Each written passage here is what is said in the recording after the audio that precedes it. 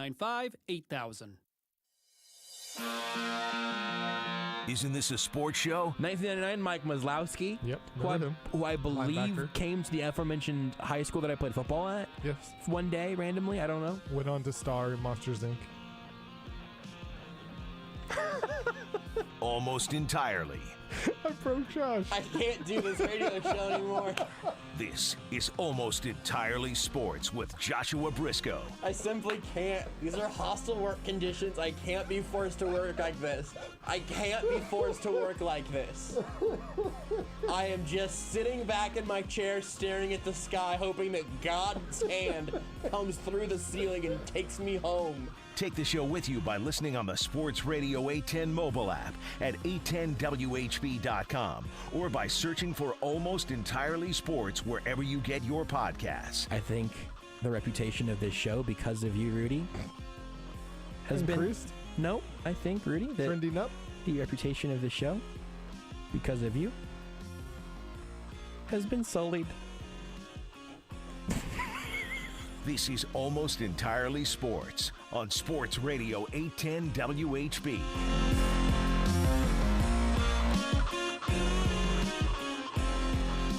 People who cover the sport of baseball love to wax poetic about the sport of baseball. It's easy to see why. You have 162 editions of these games that are out there in front of you in the hot summer sun or the cold April winds. It's always there for you, on in the background. Grab a ticket and go. Doesn't appear like your local team's in any danger of selling out anytime soon. And one of the things about baseball is that it is both so generous and unendingly cruel in the fact that you will play 162 of these suckers. One of the most foolish things you can do when talking about baseball, writing about baseball, watching baseball, is to make year-long judgments about the next or the other 161 games based on what you saw that day. All baseball has is time, sample size, games, innings.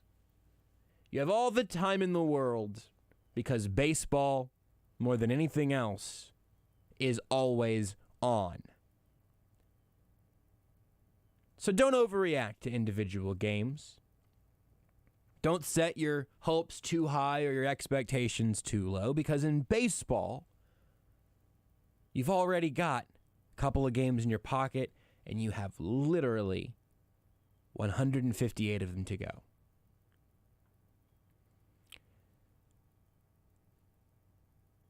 You may also ask yourself, Josh, this is a very introspective, very serious baseball monologue as you return on the Monday after the Royals split their series with the Cleveland Guardians.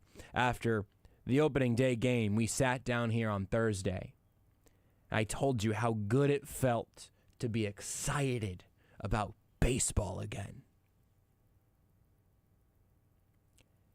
It's gone. Welcome to Almost Entirely Sports. The glimmer in my eye on Thursday has been traded out for a dark veil that I will wear over my face as I watch baseball, potentially for the next 150 sometimes. I don't want to overreact. I don't want to get lost in the mire. They're 500, you might say. If you're going to get way too hyphy about some part of baseball, the exact way to do it would be the go-ahead RBI double from the young phenom on opening day. If you are going to have that balloon absolutely not just popped with the needle, but blown to pieces with a shotgun, the way you would do that would be by having the majority of your most anticipated draft class of pitchers ever to be blown out of the water in a 17-run effort by Game 3. Still got Daniel Lynch. And they better have Daniel Lynch. They better have Daniel Lynch shot out of a cannon. This is where we arrived here, folks. Serious baseball monologue over. That's Rudy Salazar. I'm Joshua Brisco. We're going to do a lot of Chiefs in the last 2 hours of the show today, but we're starting with the Royals, as we should. They're playing games. But you know that you're in a rough spot at this point. I saw a tweet. Can't remember who said it because it's this show. But somebody on Twitter made the point of, Carlos Hernandez wasn't very good today. But at least he gave you 4 1/3. And that's more than you can say about anybody who went yesterday. And I have a problem with Mike Matheny pulling Hernandez when he did. The man was at 68 pitches. Let him throw one more, and then you can yank him. He took away history from that kid. Kid had a chance at history. You know that box score analysis is not the way to do anything seriously, so please, when you hear me start going to the box scores, I just want you to laugh, because it's easier than being sad. Today, in the brightest performance from one of the Royals' young guns so far this year, Carlos Hernandez set his season average ERA at a crisp 8.31 to begin the season. That was the crown jewel of the youngest members of this pitching staff. On Sunday, Chris Bubich. You know what? Let me tell you the story first. Let me tell you the story of what happened on Sunday to me, first of all. I know it's still like Game 3 of the regular season. You might think it's appointment viewing. First Sunday of baseball of this season. Baseball on TV on a Sunday. It's just a beautiful thing. Go to the game on a Sunday. It's a beautiful time to see a baseball game. Love Sunday baseball. Little Sunday day game. Come on, it's great. I love it. I really do. I have enjoyed baseball in that window my entire life. But I didn't get straight to the TV right at first pitch. That happens sometimes. I was there opening day. I wanted to see the first pitch by Zach Greinke. You wanted to see the first at bat by Bobby Witt. You got it. That's appointment viewing. But Game 3, I was like, all right, I'm going to tune in and watch this game. But I was a little late to the TV. I wasn't looking at Twitter or anything.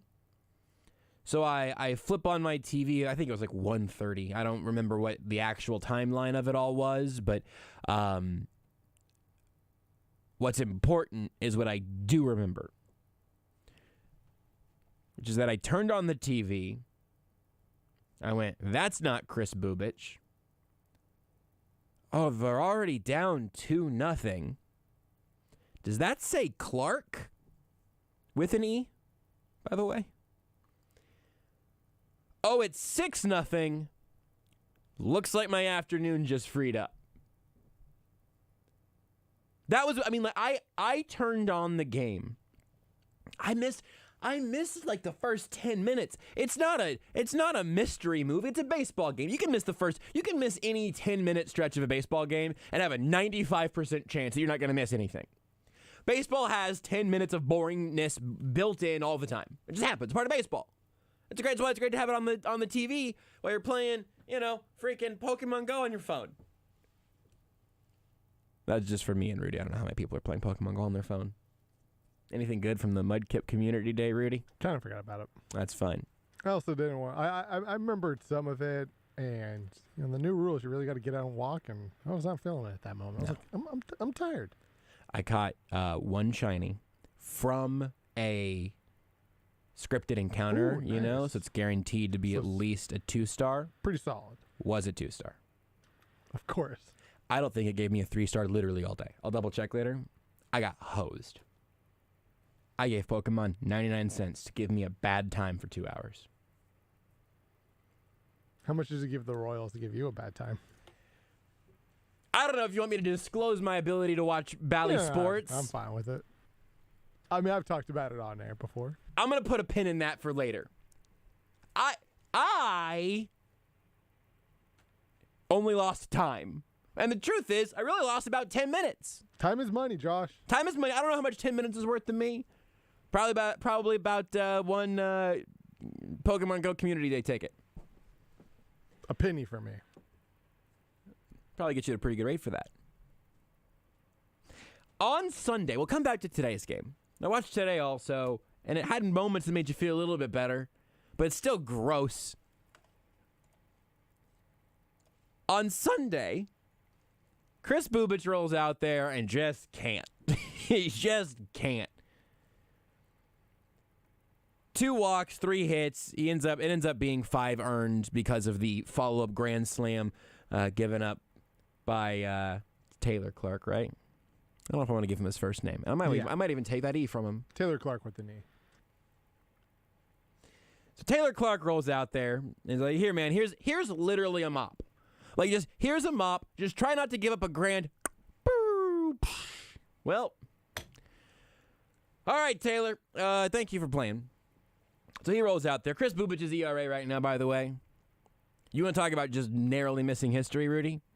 690. 689. 67.5. 67.5 ERA is a toughie. It's not good. 5 earned in 2 2/3 of an inning. We'll do that to you. You know what would be a nice ERA to start the year?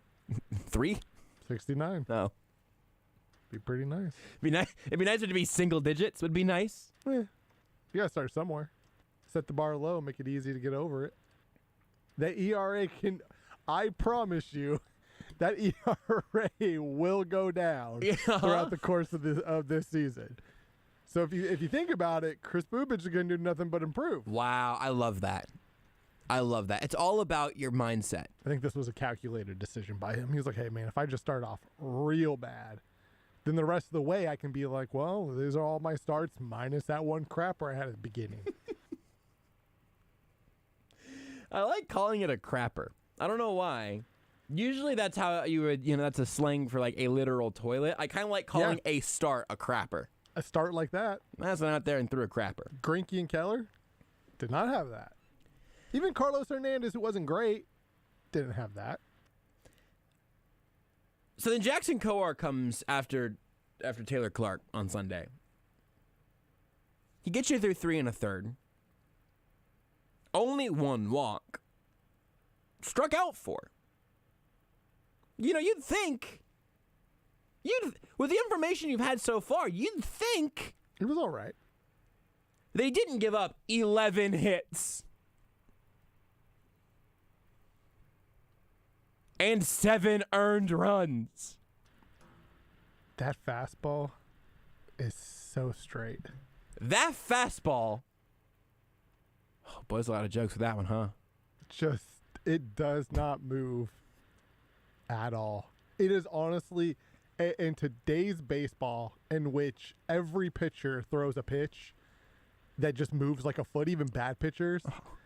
Jackson Kowar's ability to throw a fastball that has almost no movement on it whatsoever is honestly incredible. Jackson Kowar might be the best carnival game player of all time. Yes. Because you can stack up, even if they're those little trick milk bottles. He's knocking them down. He knows where he's going. He's going to get it there in a hurry. It's going to be on a perfect straight line. Jackson Kowar's fastball is so straight. How straight is it? That if he threw it down a bowling alley, he'd have a 7-10 split.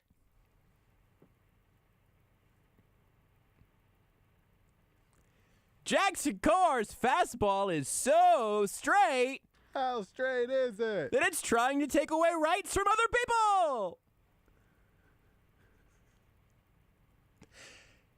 That was a good one. Jackson Kowar's fastball is so straight. How straight is it? That he got sent back down to Omaha already. Oof.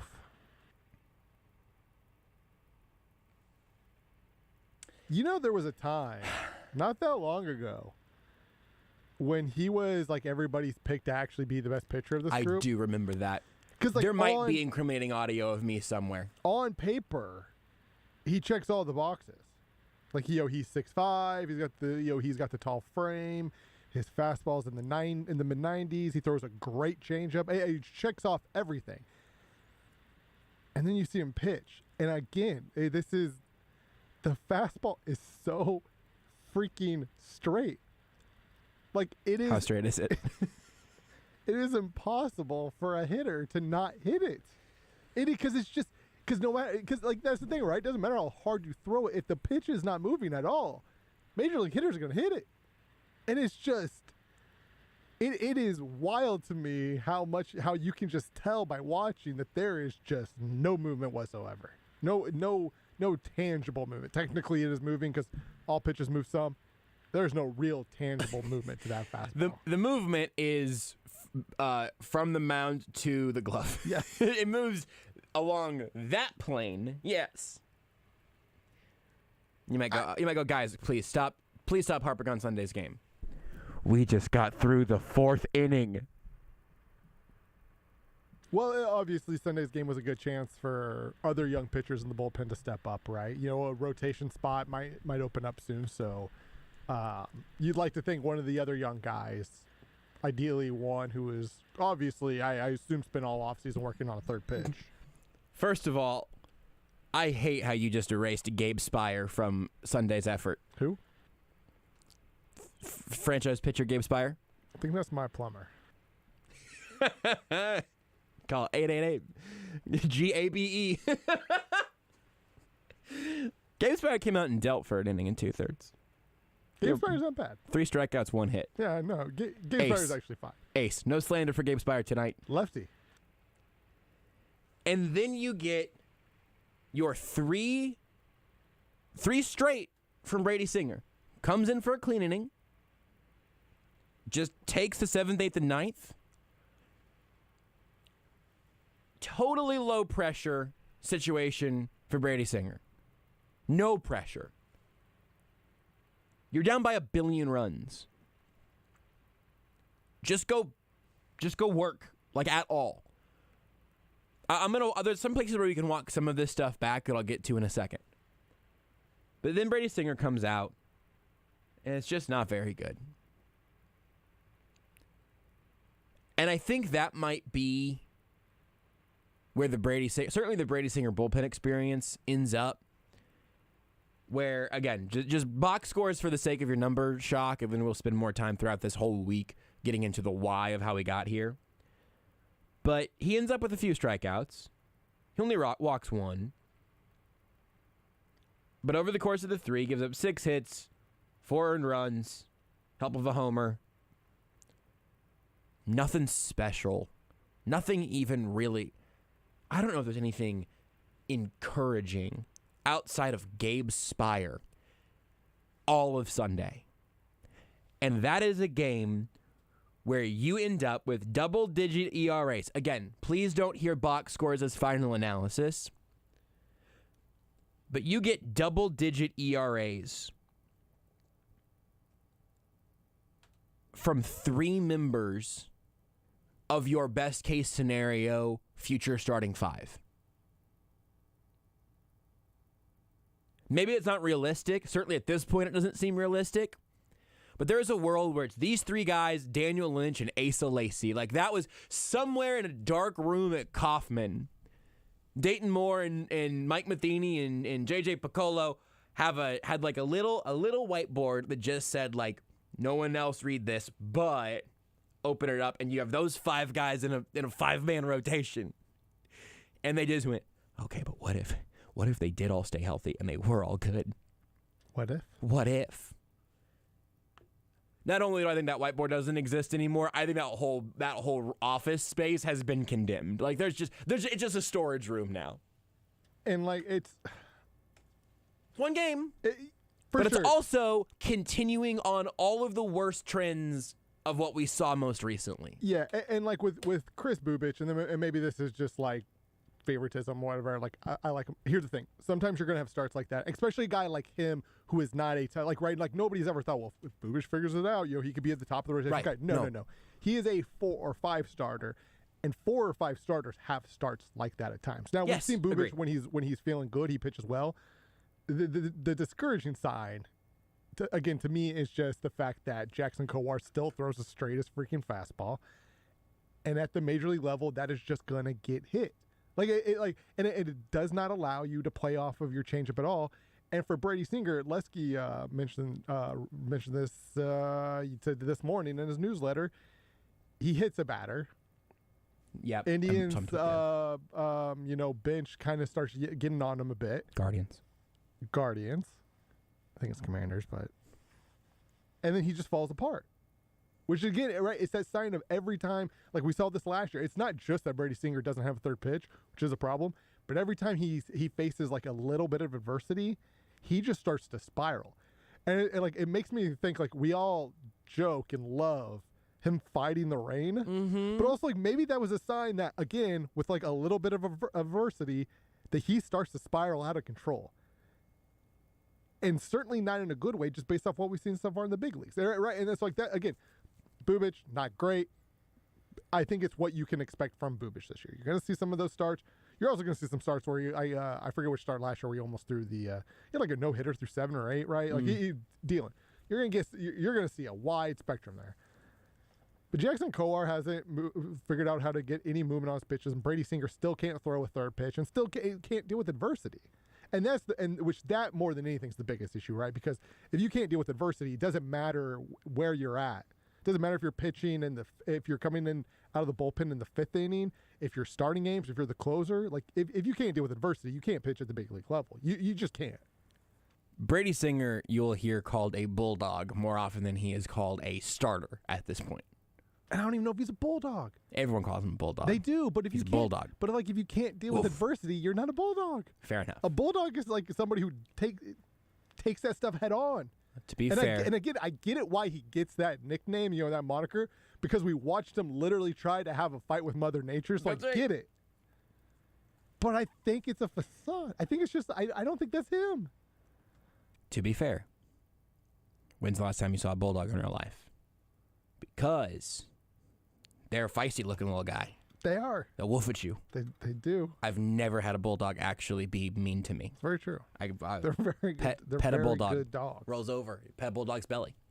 The problem is, I think we've lost the metaphor here. Brady Singer doesn't roll over when you pet him. He tries, he just rolls over the side of it. You take a step towards him, he's just like, oh, play dead.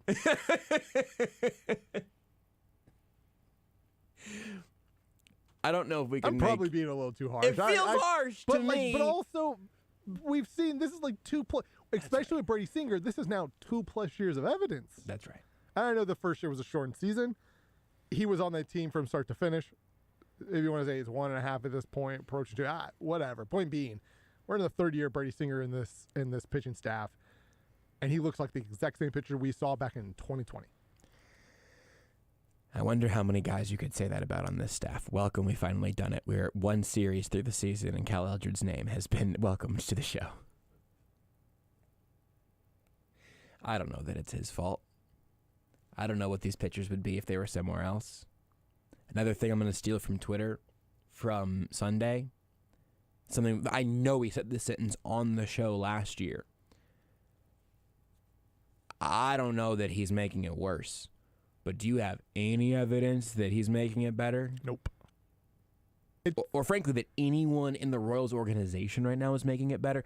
Alec Lewis, we'll talk to him soon. Like, he has talked some about the organizational structure stuff the Royals have done differently. And even just add that's legitimate. Another source there, Lesky says the same thing, right? So like there is and there should be something to note, right? That this is as far as the developmental side of the pitching, those guys are relatively new.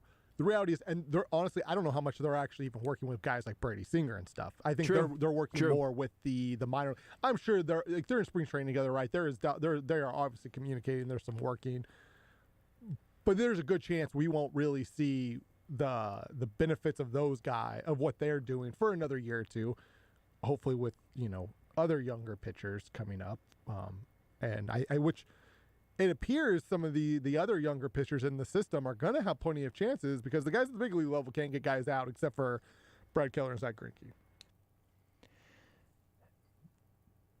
Rudy, remind me since we're on the topic, Brad Keller, the Royals drafted him and developed him Technically, they in draft Kansas City from like the regular way, right? They not from the regular. They like draft. regular way drafted They him. did not. Rule No. 5 draft. Oh, that's right. Zach Greinke is 38 years I old think he's only 21. and has been an incredible pitcher with an incredible set of tools at a enormous variety of places. Yes. Okay. Yeah. And like, the Royals It's deserve. too soon. It's too soon. This is not a funeral, okay? I want to make that clear because we're being real big downers right now. But if you watch these baseball games these last 2 days, you are too. This is not a funeral march. This is not that the Royals can't be good or that no young pitchers Or these develop. pitchers might develop. They still might. Doors open. We still have to see Daniel Lynch, but They should still be making spring training starts right now by the usual way that this goes. There's room for all of these guys and these guys on Sunday. But boy, it felt terrible to watch. This is not what I am saying is what either of us are saying. I don't think I'll let Rudy speak for himself in a second. But like this is not us saying here's the guarantee of what we think is going to happen for the next year, 5 years, whatever. What we are saying is this bleep was miserable last year and it started with as bad vibes as possible this year. I think there's legitimate evidence and concerns for both Jackson Kowar and Brady Singer. But Has to be. This is not so like my. The Royals are worried about Jackson Kowar and Brady Singer. So like everything I'm saying is not about the team as a whole. Because again, like I like Carlos Hernandez, and I thought he did a solid job today, just battling right. And again, only threw 68 pitches because the reality is none of these guys are fully worked out, like you said. Totally. I like Carlos Hernandez. I like Chris Bubich. I'm excited to see Daniel Lynch. But and Brady Singer and Jackson Kowar are both young enough that they can figure things out. And especially this is more so Brady Singer than Jackson Kowar because Kowar just hasn't been in the big leagues that long. But Singer, I mean, again, it's just especially with Singer, where it's the same issues that it's been since day one. And at some point, he's 20. He's 25. He's going to turn 26 in August. These guys aren't. I mean, they're young in the grand. Like, right? Jackson Kowar's young in the sense that he's made like 5 big league starts, right? Or 5 big league. He's not. There's not a ton of innings under his belt. Kowar, Lynch, and Singer are all 25. Bubich is 24. In the grand scheme of things, you would call these people in society young people. For sure. In their professional jobs, you would say these are young people. You want to talk about Brady Singer, where he's at mentally right now. You would say that at 25, maybe physically your brain's fully formed, but we all know that at 25, none of us are 100% of the way where we want to be. But it's time to start.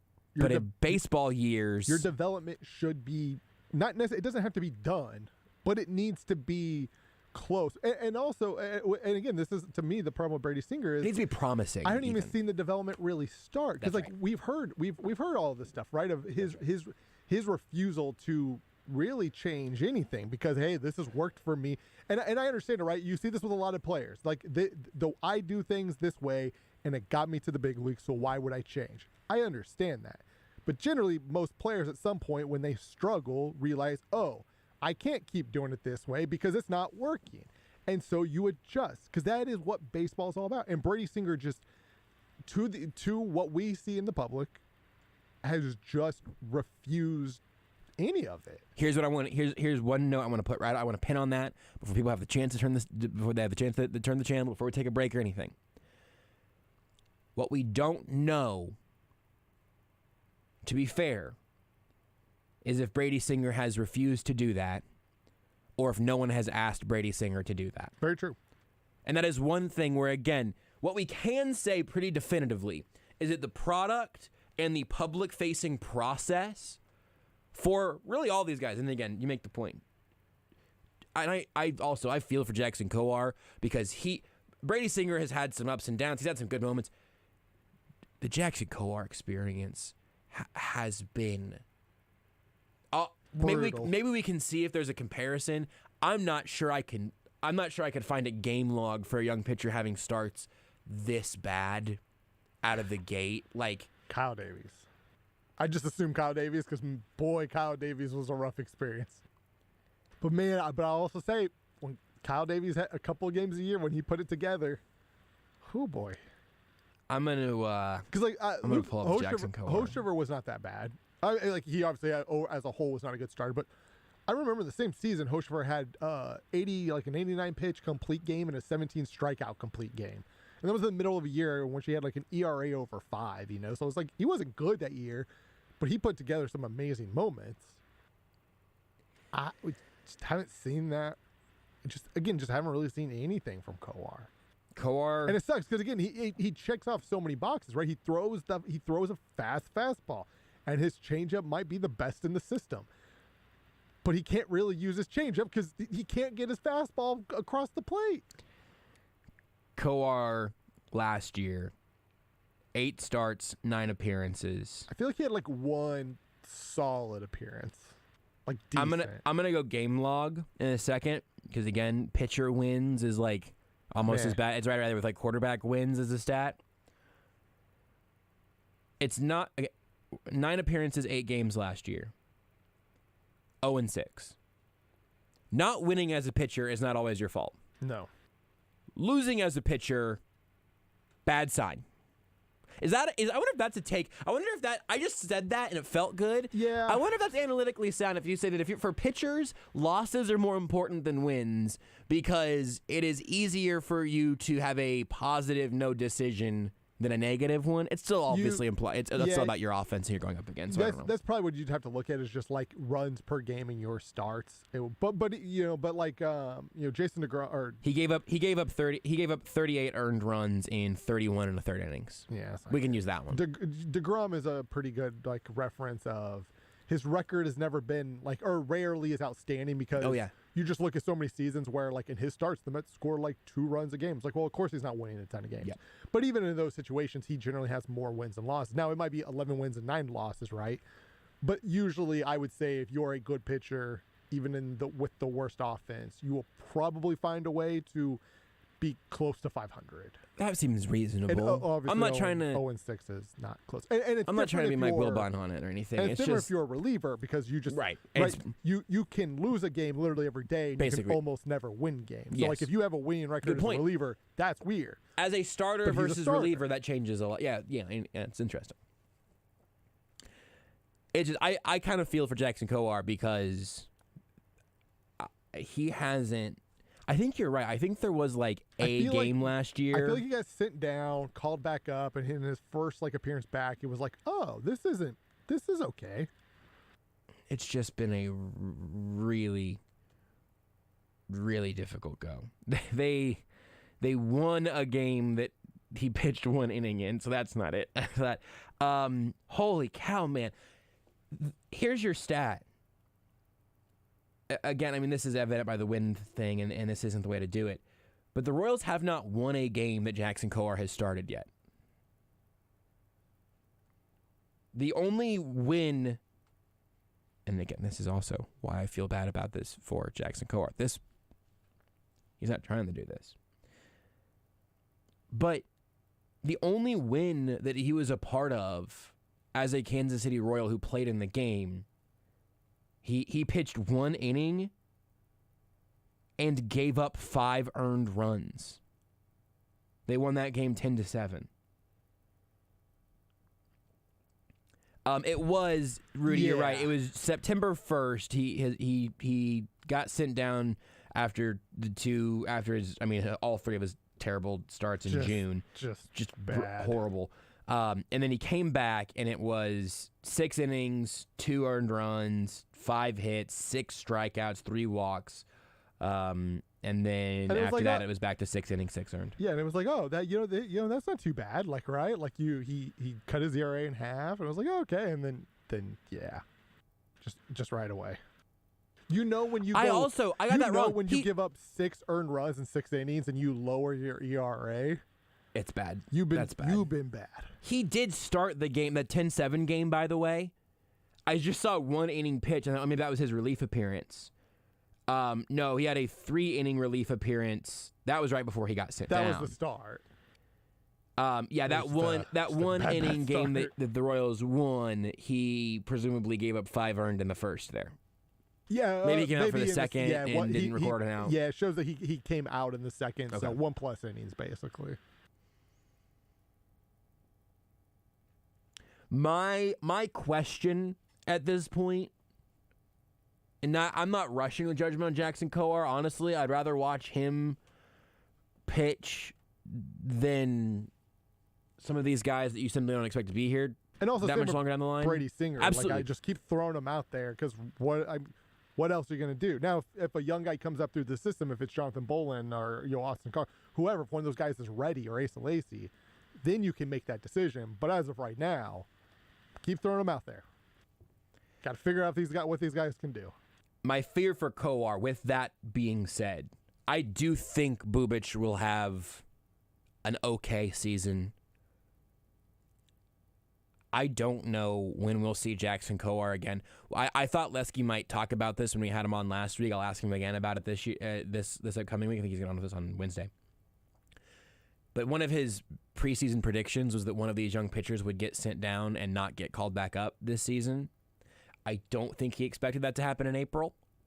After the first series, maybe April, but maybe I guess I was almost going to say the end of April, like we had a full month of baseball. Certainly not after the first series of baseball. No, hopefully not. But my question would be, has anyone ever had as disastrous a start to his career as Jackson Kowar has had and then turned it around? And maybe, and this is not, again, I don't know about turn it around. No funeral march here. We're gonna watch a lot of freaking baseball this year. Let's watch the young guys start. I'm totally here for that. I mean, but that does not bode well. I remember Montgomery, Michael Montgomery was the Jeff, I think. No, not that Montgomery. He actually ended up. It was the Royals lefty. He was part of like the Danny Duffy and all, John Lamb and all those. And he thought he would make the big league club out of spring training. He didn't, and he went from being top 30 prospect in baseball to just terrible. I mean, terrible in AAA. And it took him years and years and years to finally make his big league debut. Did it with the Cubs and became a solid relief pitcher, and ultimately actually did pitch for the Royals for like a season, maybe just half a season. Won a World Series with the Cubs. So he's not a great pitcher, but he was like a solid reliever who could give you starts. But he didn't. His failures did not come at the big league level, right, and then get sent down. He just didn't make the club and just imploded. So not the exact same, but it's like the closest I can think of a guy who actually was like a relative, solid, okay big league pitcher. Thursday feels like such a long time ago. We were such sweet summer children in those halcyon days of Thursday. Zach Greinke was starting. Bobby Witt was hitting RBI doubles. Tell my kids about those days. Those are the days. Those are the good old days. Like they say, I just spring of April the 11th, 2022. They say, I just wish we could know we were in the good old days when we were still in them. We were still in them, yeah. And now today, all we can do is look back and say, man, I miss Thursday. Want more Almost Entirely Sports? Watch the show live on the Sports Radio 810 Facebook page. Hello, Kansas City. It's Matt Beasler, former Sporting KC captain. Did you know you can recognize outstanding teachers and students in our community by nominating them as Blue KC Sporting Samaritans? We've partnered with Blue Cross and Blue Shield of Kansas City to recognize administrators, teachers, and students who make our community a better place to live, work, and play. Each Blue KC Sporting Samaritan will be recognized at a Sporting KC...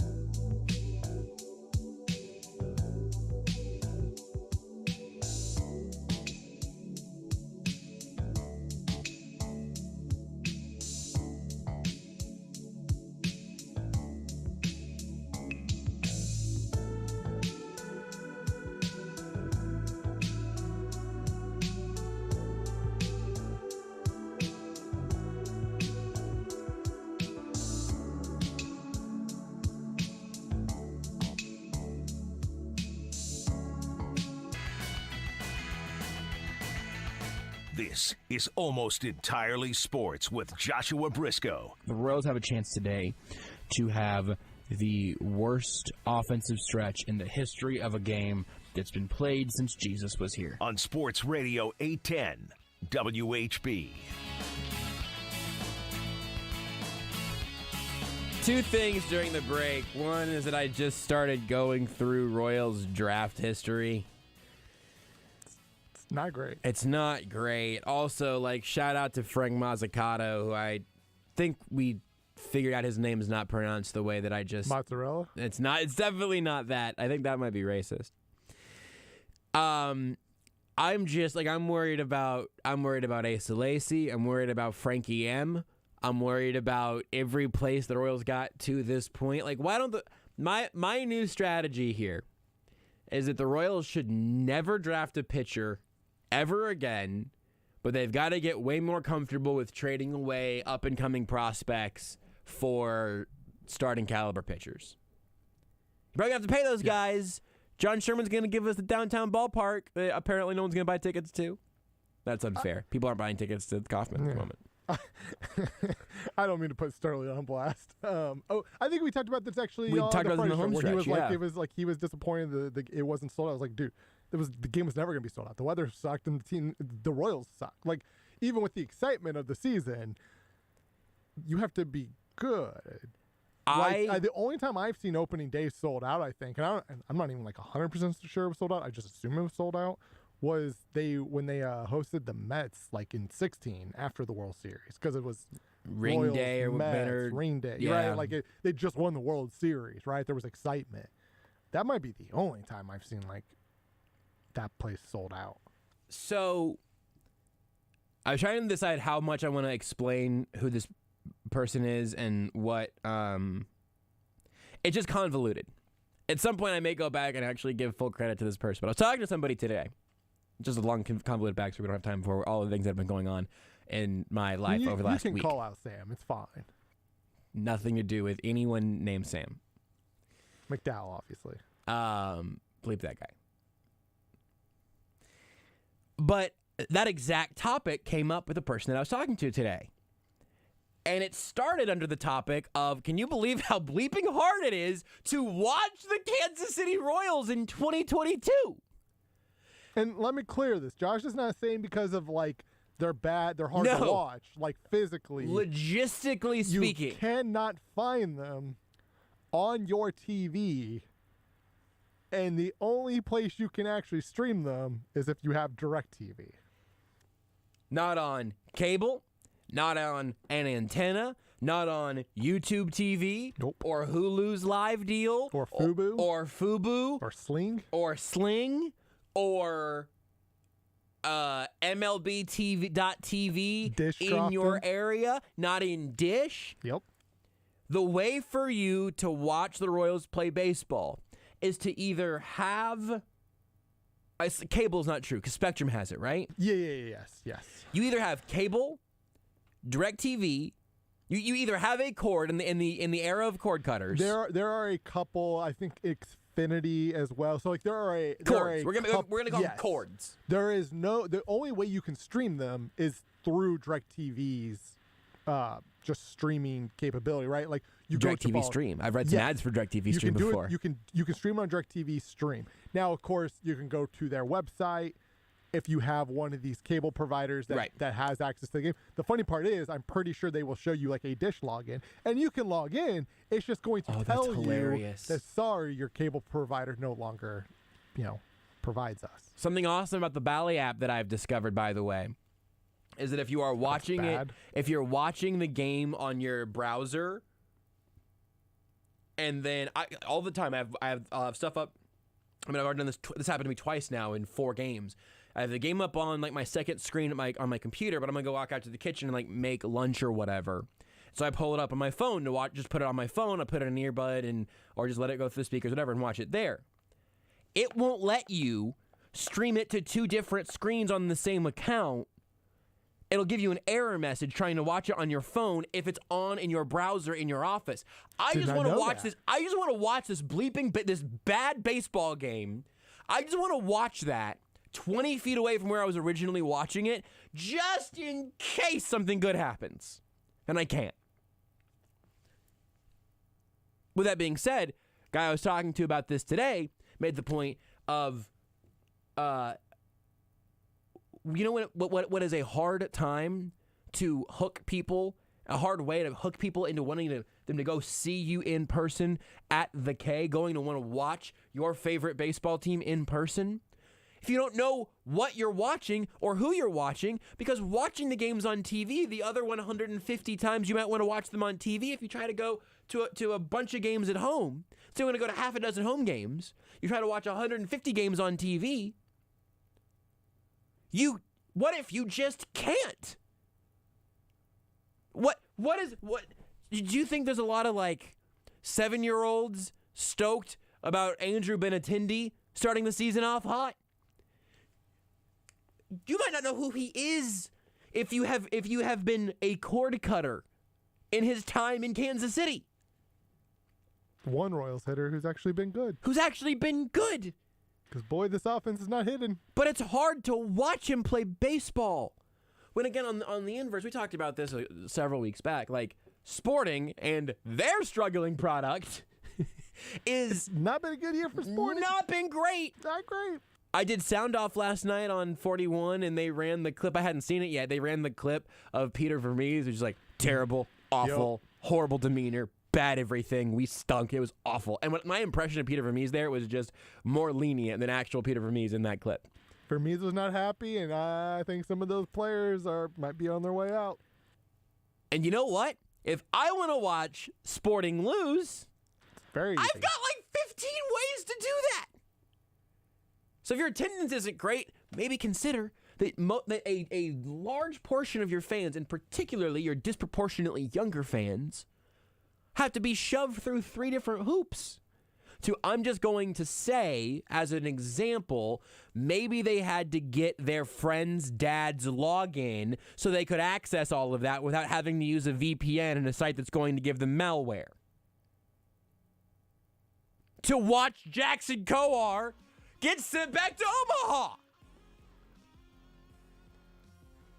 I guess the good news is if you don't like what you've seen these last couple of days of Royals baseball, if you're a young person, you might get to opt out of your fandom because it's just not on in the background. You're not just watching it all the time. If you have YouTube TV, I know monopolies are bad, but couldn't we have just let Disney have this one? I Bally understand. wants it though. Bally wants the just have your bleep ready. But of course it wasn't. But Disney would have had this all figured out. It'd all been on Disney Plus. We'd all been happy. Apple's trying to do it. Apple wants in. Hey, Apple, can I watch the game on my phone and my computer screen at the same time? There is a Friday night where, yes, you can. See that? But one singular game. You know how many games I can watch on Bally on YouTube TV? One less than that! Good for my blood pressure. Matt Derrick is next. You're listening to Almost Entirely Sports with Joshua Brisco on Sports Radio 810 WHB. Warm weather is just around the corner. Plan now to keep those bugs out with Augustine Services. Now is the time to establish and or maintain a barrier around your house. Don't let it break down. At Augustine, they have you covered. Augustine Services is a family-owned local business since 1966. All of their techs are certified in both Missouri and Kansas. They are a Quality Pro and Green Pro company. Augustine Services also does carpet, rug, air duct, and tile cleaning. Keep mosquitoes away all summer long for only $80 a month with Augustine Services. That's right, just $80 a month. Shop and buy local with Augustine Services. Call Augustine Services today at 913-359-8627 or go online at augustineservices.com. That's 913-359-8627 or online at augustineservices.com. Every year, Cars for Heroes awards hundreds of donated vehicles to those in need.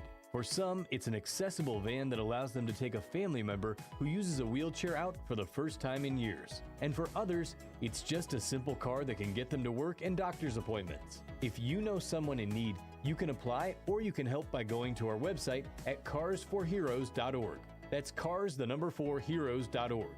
Cars for Heroes, proudly sponsored by Shamrock Roofing and MidwestAirPros.com. Did you know that investing in real estate is one of the best ways to build wealth and create passive income? Whether you're a seasoned real estate investor or looking for your first investment opportunity, A1 Mortgage has the product for you. If your new investment property will cash flow, it's a go. This is eligible for up to 30 unit properties, no income qualifications, no track record or rental history necessary. Call A1 Mortgage at 816-822-8888. That's 822-8888. As long as your monthly rental income exceeds your monthly payment, you cash flow and it's a go.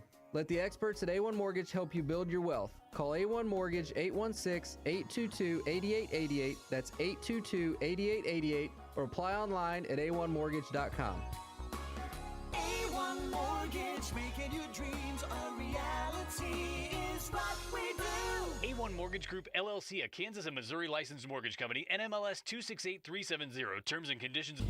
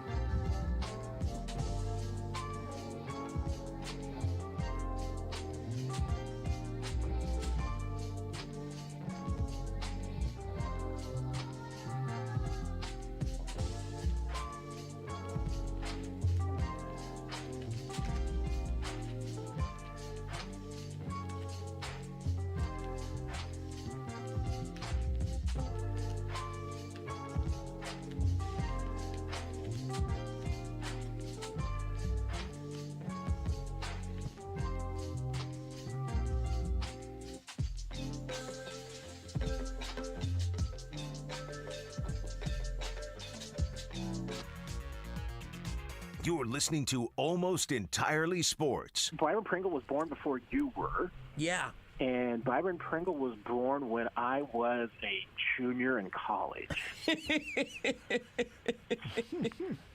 I just realized I could be your father.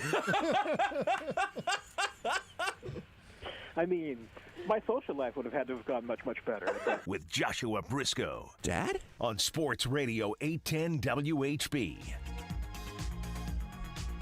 It's Monday night, so it's time to talk to Matt Derrick of Chiefs Digest. You can follow him on Twitter at Matt Derrick. Follow him on Twitter. That's what I just said. You can also read his work at ChiefsDigest.com. Hey, Josh, are you okay? No, man, I'm sorry. Do you need a little shot or something? Let me see. My blood sugar is 101. I got no excuses. Okay. Believe me, I wish I did. I wish I would have checked that. I would be like, 47. Yeah, I'm having an emergency. But no, my blood sugar's fine. I'm just not very good at my job.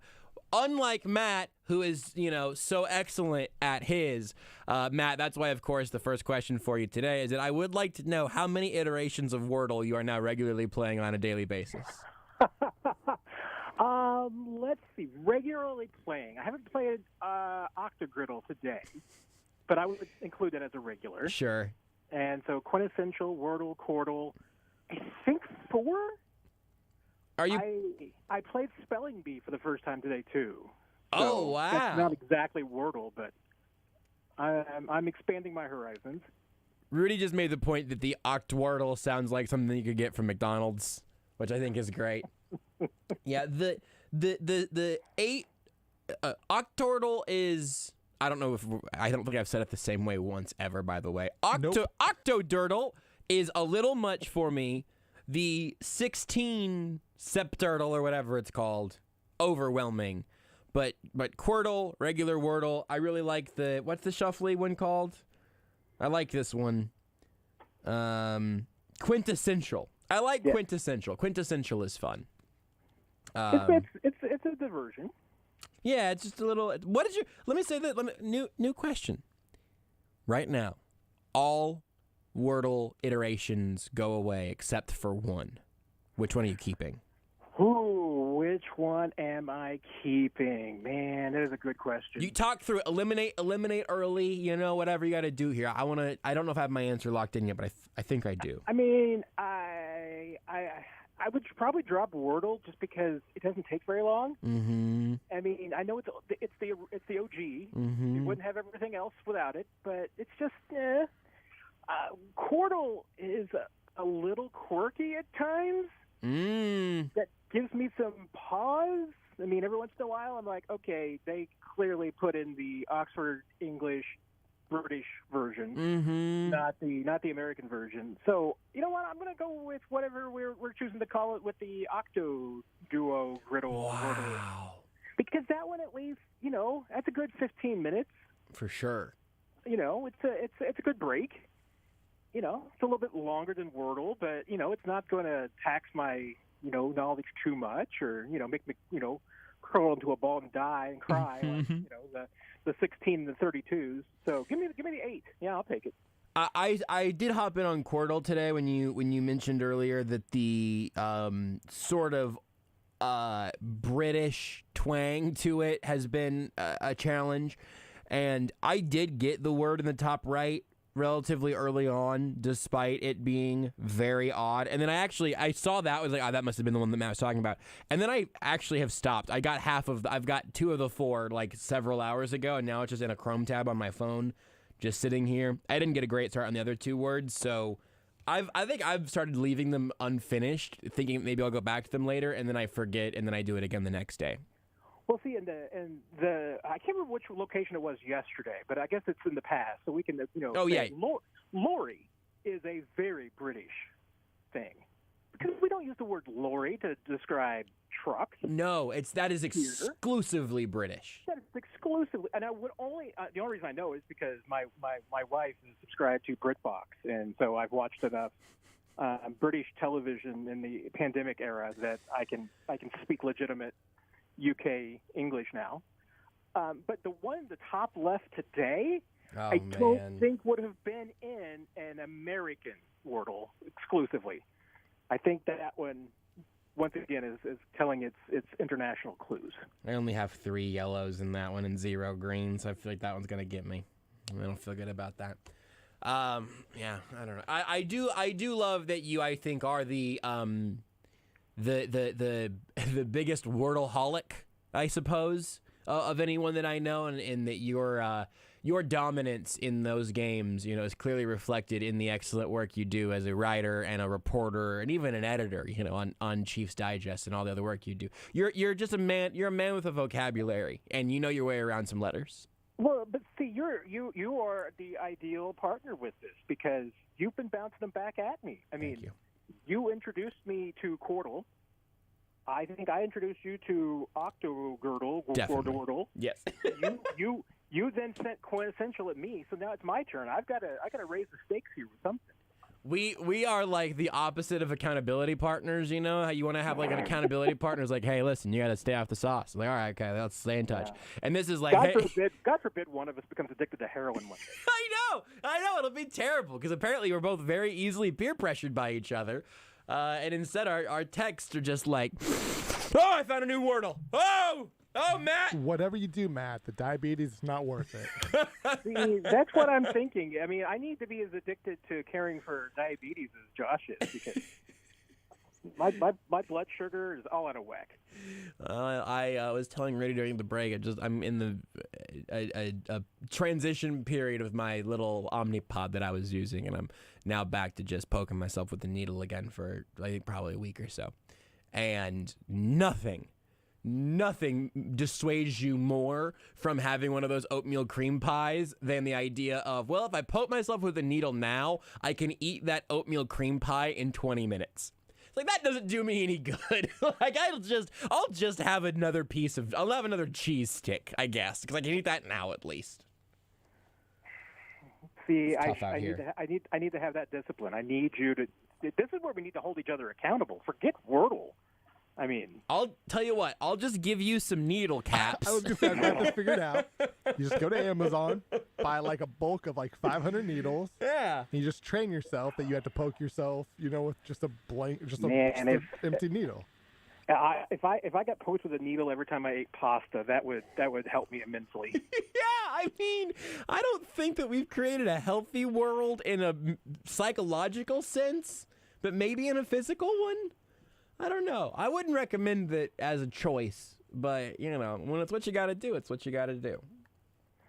Yeah, my fear is that if I got hooked up to a machine that would give me an electric shock every time I ate something bad for me, eventually I'd be like, I'm okay with the shocks. Yeah, sure. You know what? I'm used to it now. Yeah, if that was the setup, we would all be like Electro from the Spider-Man universe, and also just constantly have like fettuccine Alfredo on our shirt because we're not fully able to close our jaw anymore because we've been hit by 1,000 volts of electricity over the year. This show's gotten really out of hand today. And it really tells you a lot about what's going on in the football world. It really does. And we have, what are we going to talk about?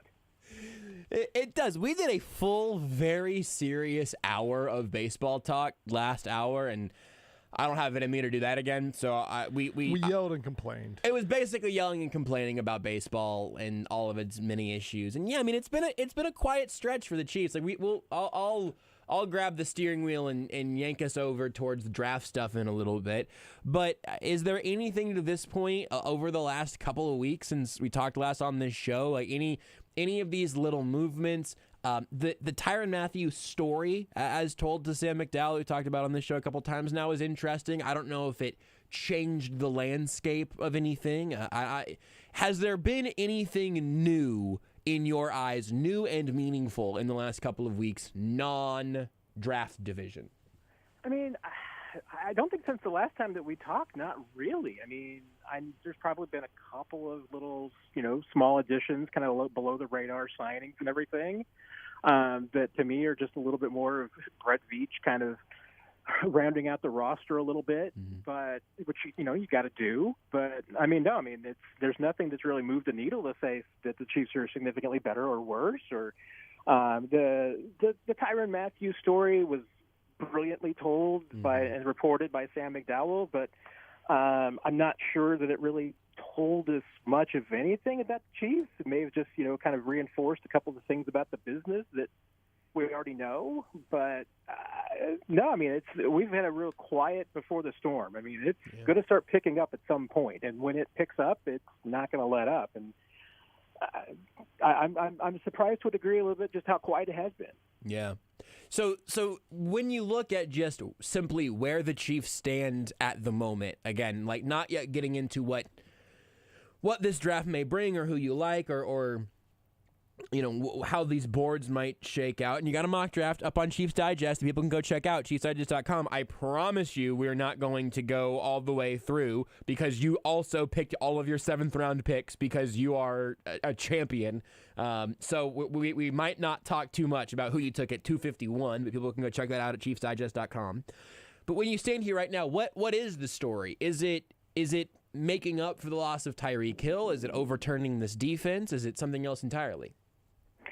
Yeah, and that's the key question. I mean, and we really haven't gotten any firm answers to it yet, which is, what is the Chiefs' strategy going into this draft? Yeah. I mean, at this point, honestly, I mean, we don't know. I mean, we haven't had a chance to talk to Brett Veach yet. It's been a minute since we talked to Andy Reid, too. And really, I mean, we haven't talked to either one of those guys since the combine. Andy Reid made some comments at the owners' meetings, but wasn't really of anything draft nature. So nothing official, and even the rumor mongering and everything has been kind of quiet. So at this point, all we're left with, Josh, is rampant speculation. Yes, all right. I'm home. I know. Hey, we're all on board with the rampant speculation. But as a result, we really don't know. I mean, what are the Chiefs really going into this draft? Ride or die. They've got to get an edge. Is it all about getting the next Tyreek Hill? Is it beefing up corner? I mean, I think that we're all doing a lot of projecting about what we each individually and maybe collectively all seem to think about what the Chiefs should do, but we don't know what the Chiefs are doing. They have 2 picks in each of the first 4 rounds, right? Okay, those 8 picks. Of those 8 picks, will they have all of those when the draft begins? So to frame that a second way, is there a trade incoming that would cost something somewhat considerable? I'm saying a 4th or a 3rd round pick also counts here. Will there be a trade that the Chiefs make before the draft gets underway in your rampant speculation? We like putting numbers on things and odds. Oh, we do. I you know what? I am going to say, as of right now, I would probably put the odds that the Chiefs still have those 8 picks. I'm going to settle at 61%. Okay. I think it's more likely than not, but could change in a hurry. Where would that have to be for that to make sense in your mind? To me, I mean, if you're making a move, one, I think you're getting an impact player. I don't think there's any, could you make a move where you're sending a 4th round pick for, James Bradbury was the rumor there for a while. Mm-hmm. Could that kind of move be on the horizon? Maybe. I think, just given Brett Veach's past and MO, it's more likely that if he's going to make a move pre-draft, it's going to be pretty aggressive, which means that I think he would be looking to add an impact player at probably edge or receiver. And if that's the case, I think it's going to require one of those 1st-round picks. So if that's the move you're making, yeah, I think there's a move to be made. Like I said, I don't know if there's any small, and Brett Veach would be very angry with me for using the word small, because to him there's no insignificant move. Every move is important. But yeah, like a 4th round pick for somebody, I don't think that's where we're at right now. I think if somebody's offering a 4th round pick for somebody, I think I'd rather go into the draft and see what happens, because even those picks, if you want to move from 29 to 20, 15, anything like that, every pick is important, especially those 2, 3, and 4 round picks. I know this is a loaded question that I'm pointing you in the direction of, so if you have a better answer, please do shake me off. But is this the most important draft in maybe the history of this team? Because if you wanted to say, trading up and getting Patrick Mahomes will obviously be the most impactful thing they do. But in this draft, They have Patrick Mahomes. They have won a Super Bowl. We know their window's open. They're trying to reload right now. Their roster is missing pieces. They have a ton of picks, many of them really valuable ones. I could see one way or the other this draft class being a major inflection point of what the next 3 or 4 years look like. Is there any way for us to be overstating that at this point, or do you think, you know what, there is some wiggle room here? I don't know. To me, I think that probably overstates it a bit, and partly because of exactly what you laid out there, which is that the most important draft the Chiefs ever had was 2017. And and now we're not talking about a team that, from a Madden rating standpoint, you're trying to take from 78 to 89. I mean, you're probably talking about a team you're trying to take from 93 to 95. And if you blow this draft, do you go from 93 to 91 or 89 in a few years? Maybe, but you're always going to be right around there with Patrick Mahomes. So, to me, that's it. I mean, so could this be the second most important draft? Even then, I don't know if I would necessarily make that case. Is it important? Sure. And part of the reason it's important is because, the Chiefs had a pretty terrible draft there for a while. Yeah. Now, last year's is, at this point, shaping up to look like pretty good draft for the most part. But you got to keep doing that. I mean, you can't come out of a draft with 12 draft picks. You cannot come out with 2 part-time starters, 4 special teams players, and 6 guys who are practice squad guys. I mean, you need some impact players in this group.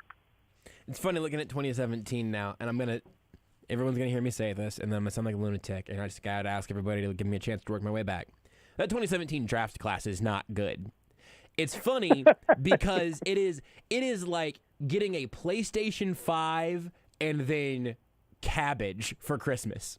It's like, well, this is the best Christmas ever because I got a PlayStation 5. But quietly, you wrapped up heads of cabbage. Like, this is it's weird that you made me open this for Tano Passanio and Kareem Hunt and Jehu Chesson and Yukime Eligwe and Leon McQuay. Obviously, Kareem Hunt could have gone differently. Tano Passanio was a guy that you thought, oh, maybe. But, like, ultimately, obviously, that's the most important pick in franchise history. But also, the stakes are different now. I think that's where I would circle back, and I think your Madden analogy is a really good one. But I also I knew this was going to set in at some point, but the Aaron Rodgers won Super Bowl in Green Bay PTSD is starting. Like I'm starting to see things in the shadows now in a way that makes me uncomfortable. And as you were winding down there and everything, you were talking about that, made me think a couple of things. One is that, one cliche in the NFL is always, you really don't know about a draft until 5 years later. And the Chiefs 2017 draft is quintessential of that. Because, if I had written a piece for Chiefs Digest, God knows, maybe I did, who knows? If I'd written a piece in October of 2018 about the Chiefs 2017 draft, it would have been A++++. Yeah. I mean, it doesn't matter if Jehu Chesson, never became anything, or Yukime Eligwe, whether he was on a team or not anymore, whomever else. There was somebody else in that draft.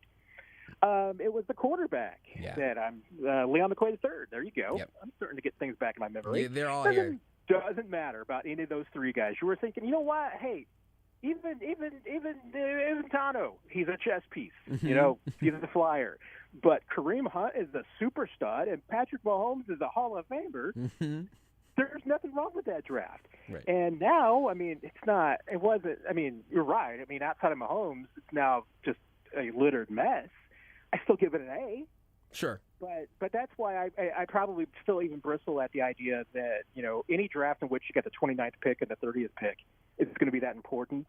Because to me, the most important picks are that if you've got top 3 picks, a number 1 pick, anything like that, top 5, you got to hit on those. That's what makes them important. I mean, would Carl Peterson in the 1990s have been what it was if they didn't hit on Derrick Thomas? If they get Broderick Thomas instead of Derrick Thomas. Yeah. Where is this franchise? The 1990s play out completely differently. Yeah. So to me, that's why. I mean, it's not about making the right move at 29 and 30. I mean, what changes a franchise is if you've got number 5 or number 10, and the Chiefs case there, and you make the right play. I mean, those are the impact drafts. There's nothing the Chiefs can do at 29 that's going to make this the greatest draft in Chiefs history. Sure. This is, I don't know if this is including playoff games or not. I'm just looking at the Pro Football Reference page here. But in the fact that I'm asking you is obviously giving you the inclination. What member of the Kansas City Chiefs 2017 draft class do you think has played the most games? Who's played the most games? Yeah. Of the 2017 I guess draft these class? aren't necessarily games with the Chiefs, perhaps. Maybe these are just career games played. That would be a clue there. Yeah, I guess. I mean, given that parameter, I guess, I mean, Kareem has been suspended for a lot of games. Right. And been through that, so it's not him. No. I'm going to have to go Tano. It is, yeah. I was just looking at this. Wait a second. Tano Passanio has 69 career games played on here. Nice. And Patrick Mahomes has 63. Kareem Hunt, 59. Obviously, Mahomes didn't play all but one game his rookie year and had injuries and stuff, but like that. Derek Noddy has played more games than Patrick Mahomes. And those would all be with the Chiefs, obviously. So, counting playoff wins or not. How about that? See, there you go. It wasn't a very good stat from me anyway, and I didn't really expect anything in return from you there. It's just that's one of those which isn't very good content, but is that's one of those little bar bets that you can score some points with for years. Like we had with who are the last 3 or 4 players remaining that were on the Chiefs roster in 2013. I mean, is it one now? I don't know, but I do know that Bo Pete Keys has only played 3 fewer games than Breland Speaks. Yeah. Remember Khalil McKenzie? I do remember Khalil McKenzie. Very good dude. Played 12 games. Breland Speaks, 16. Opposite ends of the same draft class. That's wild. But has he played more games? He's probably not played more games as a defensive lineman than he played as an offensive lineman, right? Great question. I think because he got moved. Whoever brought him in moved him back to the defensive side, right? Correct. Yeah, the Chiefs drafted him as he was a defensive player. They moved him to offense, and then when he went to Seattle, I think they moved him back to defense. I have no proof of Seattle. I have Cincy and Baltimore here now. 12 career tackles in 2020 and 2021. Back on the defensive side. What a weird storyline. He got traded by the Rams. That's a pick. That has to be a pick, right? He was involved in a Brandon Cooks trade. I feel like half the NFL has been involved in a Brandon Cooks trade at one point or the other. I'm surprised you and I haven't been included in the Brandon Cooks trade. Were you surprised at all that the Chiefs didn't seem to try to push for him before he signed the extension with the Texans? And now we're at this point where that rumor mill of all the receivers does seem to have died down a little bit. DK Metcalf is either not being traded or is really expensive. I haven't heard anything about Tyler Lockett. Terry McLaurin's kind of interesting, but obviously they'd have to pay any of those guys. Any of that float your boat at all? Only a handful of them. I mean, and then once again, I mean, I think it's a little bit less messy now than it was when you had Tyreek, because the question all along for me has always been, who's willing to come in here and be a number 3 receiver? I think there's a small pool there of guys that are willing to come in and do that, and I still think that there's probably a small pool of guys who are comfortable coming in at receiver, knowing that they're probably still going to be number 2 behind Kelsey as the guy who gets the targets. So, I mean, that's why, to me, bringing in another alpha receiver is always going to be tricky. I mean, your best bet is clearly to draft and develop and build your own. But McLaurin's a beast. I mean, Metcalf would probably be a beast, but I don't know. There's something that's just with my Jedi senses just going off there that's I don't know if that'd be a great idea. No, there's a disturbance in the Force. I haven't been able to fully place it either, and I like DK Metcalf. And I would have taken Brandon Cooks if he was willing to come here and rework his deal to a very team cap friendly option. Mm-hmm. But if his deal was all about getting some more money, no, Texans can have that. Are you ready to? I don't know how much you have formulated your own mock draft to memory here, so I can ask some specific questions or some vague ones, depending on how beloved this draft is near and dear to your heart. Well, it is not necessarily beloved, although I think it was probably an example about the best possible scenario that the Chiefs could get as far as just what was available to them in the first couple of rounds. But that was, I mean, my intent. This is my only draft I'm going to have where I will, not have any theme or trades or anything of that nature. This was all just about, kind of seeing how a draft might play out and what would be available for the Chiefs at each position. And so my conclusion coming away from this is that, you know what, if the Chiefs want one of the top, 5 or 6 edge rushers, probably top 7, they're going to have to move up. Yeah. They want one of the top 4 or 5 receivers, going to have to move up. You want one of the top 4 or 5 corners, probably going to have to move up. I mean, there might be some guys there, but it's going to be the last remaining option at all those spots. Do you believe in your heart, deep within your soul, do you believe that the Chiefs will actually take a cornerback within the first 2 rounds? If the right player is there, yes. And the only reason I'm going to say the right player and everything is that I think the Chiefs are very, very picky when it comes to corner. I mean, that's where I know everybody. I think the general consensus on Brett Veach and conventional wisdom is just that he doesn't like to spend resources at corner, and I don't think that's it. I truly think that he is more highly selective at that position than any other, and that he just doesn't feel that there are that many corners that are worth a first-round pick, or that there's that many corners who are worth $14 million or something of that nature. But if one of them falls into his wheelhouse, I think he'll do it. So hey, let's say there's 40 cornerbacks in this year's draft.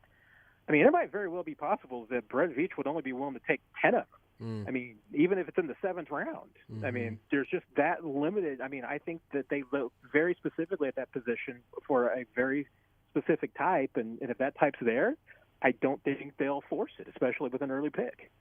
With that in mind, as you sort of did your selection process, but also now just looking at sort of the big picture predictions of where they're looking, I mean, I think that's a great little bit of a counter conventional wisdom take on where they're at with corners.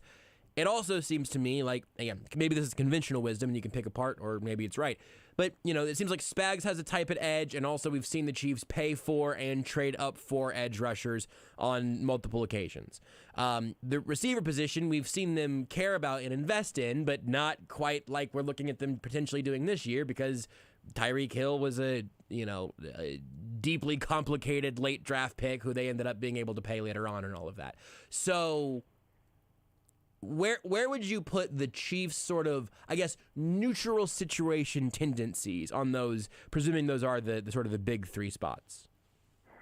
Just as far as in the first round, or early, I guess, or frankly, those positions altogether where you see them making sense. You've given us corner, like, maybe there's only this small pool he's interested in at any level. That is more important in the Chiefs' mind than positional value in the traditional sense, because it's more picky. Do you think there is a rule of thumb on how they're viewing where they want to find their edge, where they would want to find a receiver? I don't necessarily think that there is. I mean, and part of it goes back to, how teams view the draft. And I've been trying over the last few years to get a, better sight into Brett Veach's mind and how he kind of evaluates things, especially because the Chiefs, now and permanently forever, are going to be drafting in no man's land, right? Which is that, Beach has told us in the past, hey, you know what, there might be 17 players in any given year that they got a first-round grade on, which means if you're drafting at 29, 30, 31, 32, you're not getting value, because anybody that's at those spots almost without fail is going to be somebody that you got a second-round grade on. So, I think that's why he has moved those picks in the past. That if they're trading, he knows he's going to be drafting late in the first round. That's why I think to him, he's willing to move that at any time, because that pick is almost never going to give you value. And look at the one time that he's used his first round pick on, a running back, which I know you love. Yeah, may as well have not used it. Yeah, it's a great point, Matt. I'm glad you said that. I think you get at that point. I mean, it's to them. I mean, at that pick, there wasn't. If there had been a corner that they loved, a wide receiver they loved, an edge player, a tackle, I think there had been any other position that they just loved the guy and thought this was a surefire thing, I think they would have taken him there. But to them, I mean, they couldn't trade the pick. They kind of got there, and it's like, okay, well, who do we think is somebody that, we can help us in some way? Maybe they're the best player on the board. Maybe they're not, but somebody who we think is just, somebody who can help us. Mm-hmm. And maybe he was wrong, but they take Clyde Edwards-Helaire. And on paper, I mean, you can certainly make a case for it. But that wasn't, I don't think, a pick of, they were seeking out to go out and get a running back in the first round. I think it was just, the way the draft fell. But I think it also speaks to what Brett Veach thinks of those late-round picks that, to a degree, they're fool's gold. I mean, you might get a player that becomes something, but it's a crapshoot, and you're certainly not getting a player that you think is valued, because anybody you're taking there, almost without fail, is somebody that you don't think is a first-round pick. So, I mean, I don't think that with any of those positions that there's a specific round that they circle that say, okay, we can, get this guy. I mean, I certainly think that, as the draft unfolds, that suddenly, that kind of middle part of the draft, you get into the third, fourth, fifth round, that kind of becomes the, okay, where are the holes? Where are some guys falling, that we think are really good players that for some reason are still here? And that I don't think is reflective of any necessarily a position. But, I mean, I think Brett Veach's tendencies, it's still a work in progress. It's just figuring out what he truly believes and what his philosophy is. Last thing for you. You sound like someone who's about ready to bet like a foot that their first pick on draft night will not be made at 29. Am I reading that correctly? My gut says it won't be, but my gut is often wrong. So. What about your percentage? What about your percentage chance gut? That's been almost flawless. Oh man, my percentage chance of the Chiefs' first pick of the NFL draft is before 29. Before 29. Man. See, it's probably going to be relatively low because, obviously part of it is that it could be at 29. Mm-hmm. There's possibility that it could be later than 29. Mm-hmm. Possibility that they could not pick in the first round at all. Mm-hmm. So the fact that the possibility that they pick earlier than 29, I would put it like 31%. Oh, wow. I thought I would at least get you at an over-under, like if I gave you the over-under of 28 and a half. I felt like you were going to take the, I don't know. Oh, I don't know if it would be the over or the under. I guess it would be the under, the 29 and a half, or 28 and a half. So, okay. So interesting. What are the chances that they move back from that spot then, percentage, with you in your wonderful percentage chance abilities? What was that? What's the chance they move back from 29? Moving back from 29. Okay, 31 carries the denominator. Yeah, you gotta. Yeah, I'm glad you're doing the math because I was gonna check that for you. I mean,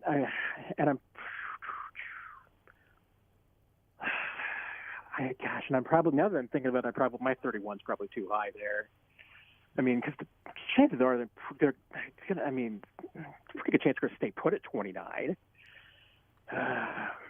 Later than 29, their first pick, I will say 22%. So that makes it a 47%, 47% chance that they'll just stand pat. I think those numbers work out okay because none of them feel like a guarantee by any means in the way you've done the math. Or I guess there's a percentage chance that one of those picks gets traded for a player, and now it's a whole different ball of wax. Then we really do have to break out the abacus and the whiteboard and everything. So, I can say, I'm happy with the plurality being picking at 29 because I think that's the correct way to go. I think that's a good mathematical split. Actual last question. I said whiteboard. You a whiteboard or a chalkboard guy in an ideal world?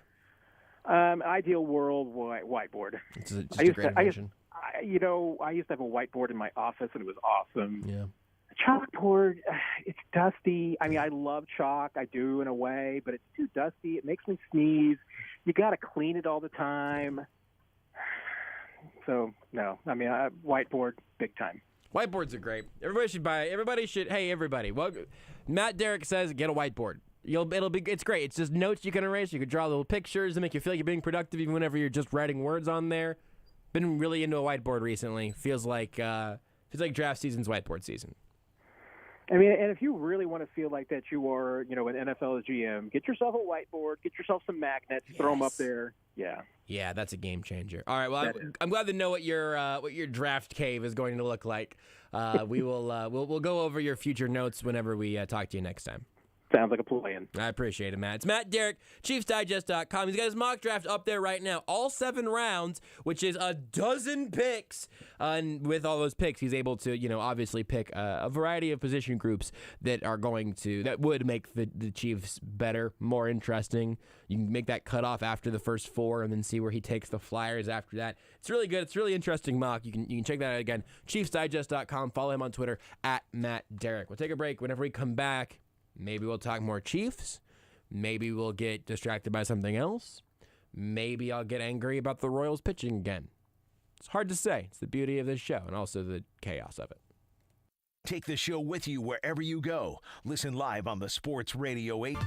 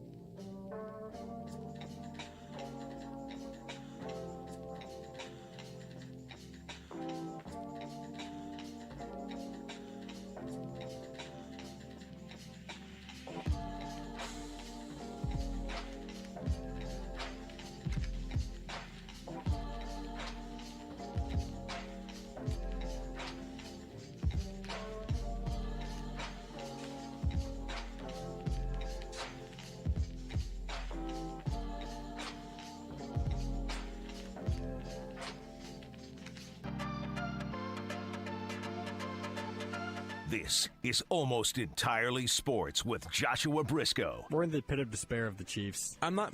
The pit of misery. Dilly. I'm sorry. I don't even like that commercial. On Sports Radio 810 WHB.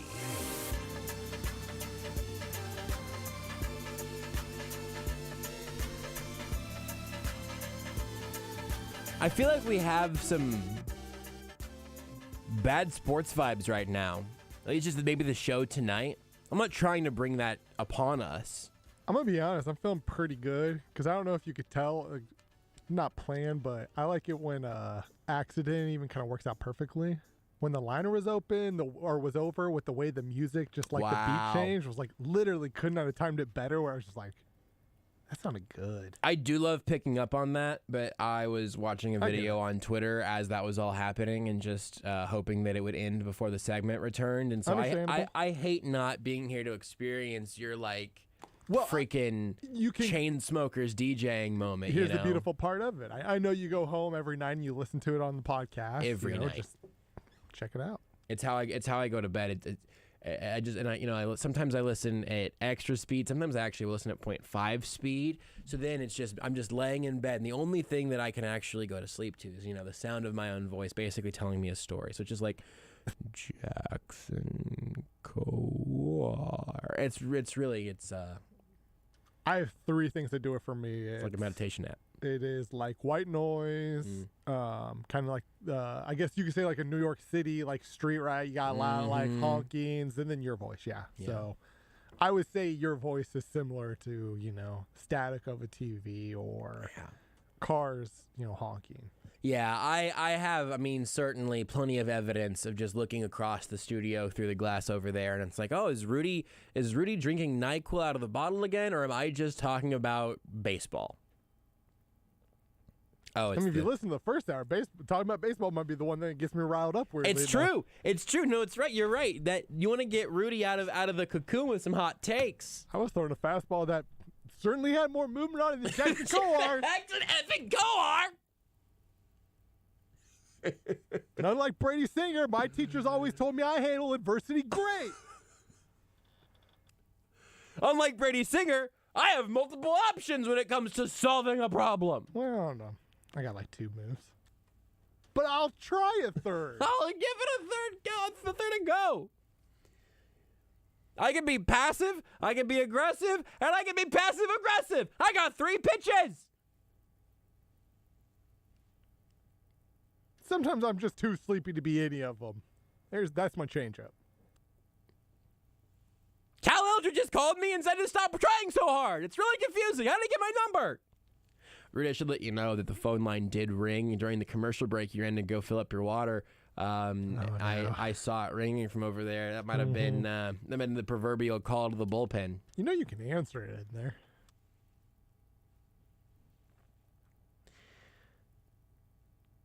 I want you to know that I know that, but I don't want anyone else to know that I know that. That's fair. There have been times when that has had to happen. For sure. I can navigate this phone from in here successfully. You don't want to set a precedent. I don't. Honestly, I totally get it. I don't. Because once you do something once... The first time I call the guest on from in here... I feel like I am pretty reasonable in understanding that sometimes you will do something. That does not mean it's going to go that way every time. Sure, sometimes the show's good. You're like, it's an off day. Exactly. I would say there are other board ops producers who, once you do something once, that's just how it goes forever. You shouldn't speak ill of the ones who are no longer with us, Rudy. I think Marco's a great young lad. He just needs to learn. He's just learning, Still a fresh-faced young boy. That Marco Marquez. How's he doing in the Border Patrol? Have you talked to him lately? Yeah, I last Wednesday, I think. Because it's funny. Me and Marco were talking about that. We went from seeing each other every single day to we hadn't seen each other in weeks because we just now work on the exact opposite end of the spectrum. I did make the joke. Curtis, the Border Patrol had Aiden Shaw on today, the local kid committed to Mizzou. Mm-hmm. And, Curtis made the joke about how, he committed to the interview, then decommitted, and then committed to the interview again. At which point I pointed out, well, let's be honest, about halfway through the interview, he's going to transfer to a much better interview. No shade of the Border Patrol, great guys. No, you can't say that. That's a good. It's both a dig at the Border Patrol and Missouri. I think it's mostly a dig at Missouri. If Steven was awake right now, he'd come in here and kick your ass. Oh, he would. Yes. But it's 8:45, so you're fine. Nate's out playing street ball.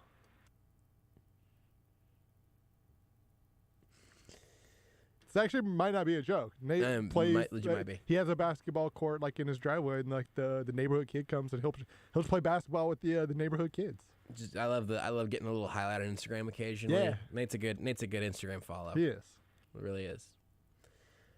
Never invited me over to hoop in the Well, don't embarrass him, you know. the driveway. I'm Exactly. just saying, It's like Team AES.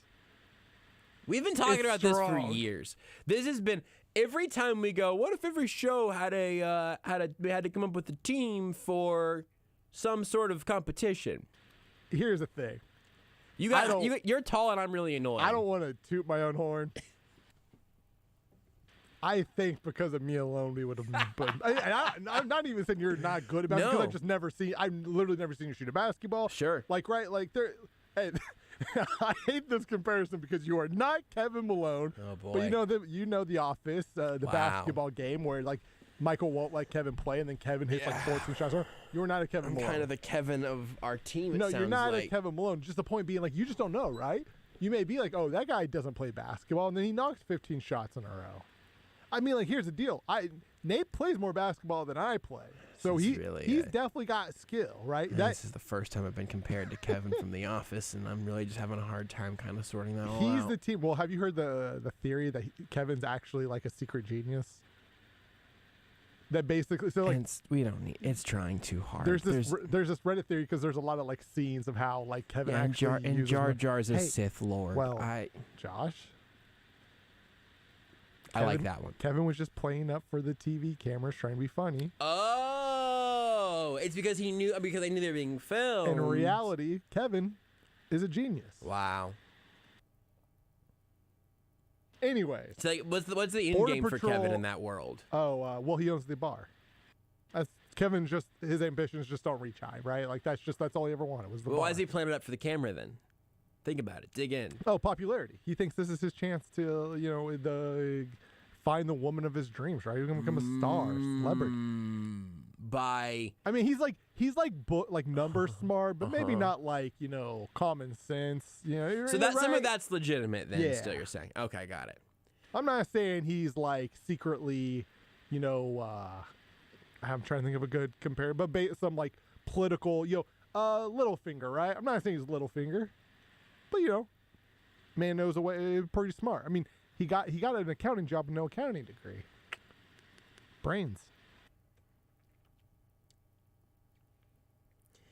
So I would say that I feel like our NBA Jam style duo would be sort of a Mavs era Steve Nash and Dirk Nowitzki, Pretty good. You were going to say that our NBA Jam duo is more of like a Dirk Nowitzki, Kevin from The Office. No, that's not what I was saying. That's what I took from it was that I saw myself as a sort of, I Do you have a famous chili recipe by chance? I do actually. You just put a little insulin in there for flavor at the end. It doesn't do anything, but it's just a little smoky. My basketball prowess certainly not incredible. I played organized basketball for one summer on a rec league team where we did lose every game. To be fair, I think that's more than like 60% of our hosts.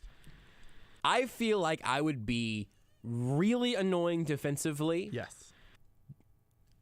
I feel like I would be really annoying. You're a good defender. Period. Sure. Full stop. I'm gonna be up in your grill. Yeah. I'm gonna make this really. You're not gonna have a fun time playing against. Nope. Team almost entirely. You may make some shots on Josh, but they're not easy shots. No. Every shot is contested. We don't firmly agree with that. We're playing. I don't know if this is in a gym or if this is out on the street or whatever. I think it's in Nate's driveway. If it's in Nate's driveway, I'm fouling every shooter.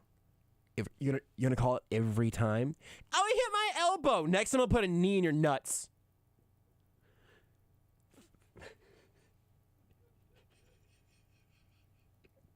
I know I don't have to dump it, but part of me feels like I should just dump that. So the secret ingredient in my chili is crushed almonds. I don't know what you were thinking.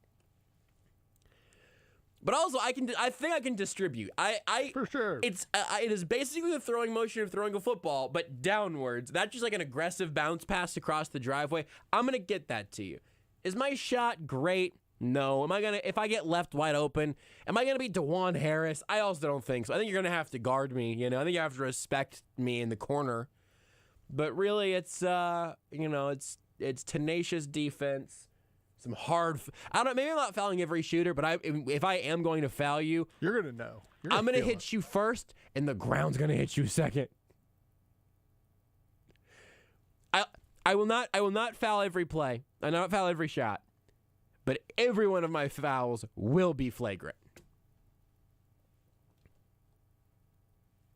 Okay, Marcus. No Morris. question. I would love to be considered a We Morris could just triplet. be the Morris twins. That's We're just fantastic. the Morris twins out there, man. Fantastic. Other than them being the Morris twins and them being identical to each other, I think we've got pretty much the exact same thing going. Basically. Just except for the ways in which there's literally no similarities between us and them physically, and I also you don't and I are wanna not fight twins. The Jokic brothers. No, that would not be good. I stand the Jokic brothers. And Stan Van Gundy. Man, that's funny. Markieff is listed at 6'8", and Marcus is listed at 6'9". But, like, the way that you think about size in the NBA... I always thought Markieff was taller. I don't know. I Googled it. Yeah. The internet can lie. But That's probably right. The way you think about size in the NBA is just so broken. Anyway, I feel like we could be a juggernaut. Oh, I was going to throw it a break, and now I'm getting held up. We got options here. What do you want to do? You want to take a break? I'm done with this bit. Whoa, hour's over. We're just going to call an audible. That's fine. Yeah. Unfortunately, all of our scripted content for this segment has been used. Yeah, I realized what the time was. I was like, you know what? Let's just call an audible. I think we'd win this basketball thing. Is it all 2v2? We go NBA Jam style? We get a third? Well, I think it kind of... We get Lebo? I guess in theory... Sorry, I almost choked on myself. Theory, we could get a third, right? Maybe... Because here's the thing. I guess it depends. If we get to pick whatever third we want, we pick Sterling. It's an easy win. Wow. If we take Lebo, I still think it's a pretty easy win. But Border Patrol, because Nate actually does play basketball still, a little feisty there. Not worried about the zone or the program. I think the zone should get Lebo and Mick. They should get to run 5 against us, and still me and Sterling will dust them. We'll go back to the NFL draft and the Chiefs with Craig Stout next. Want more Almost Entirely Sports? Watch the show live on the Sports Radio 810 Facebook page. Are you losing your hair and feel like you don't know what to do? We are here to help you. Hi, I'm Dr. Spencer Egan with Acentus Hair Restoration. We can help you get your hair back using state-of-the-art robotic hair transplant technology. At Acentus Hair Restoration, we...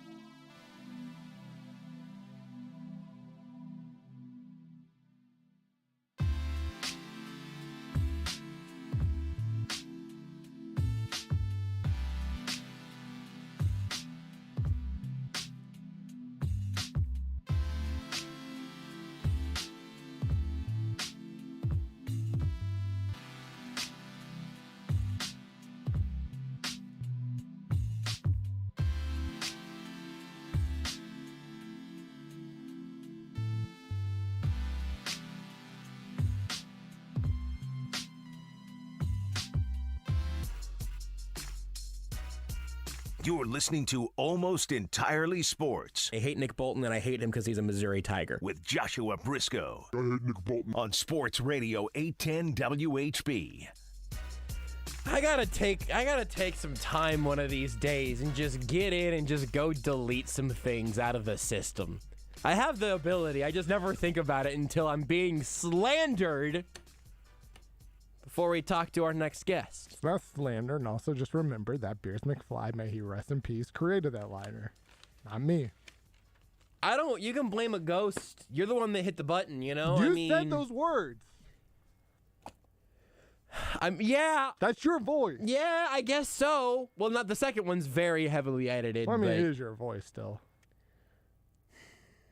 Some really incriminating evidence that I really allow to stick around on this show a lot longer than I need to.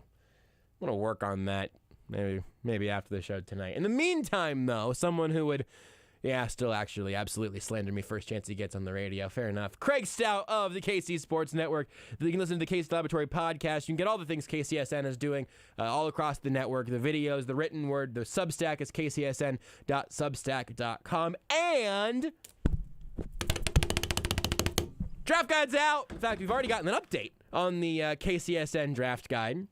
There's a feature in that from Craig that we'll talk about momentarily. And, wow, that was so much louder than it needed to be. It was. Holy bleep. Craig, are you with us?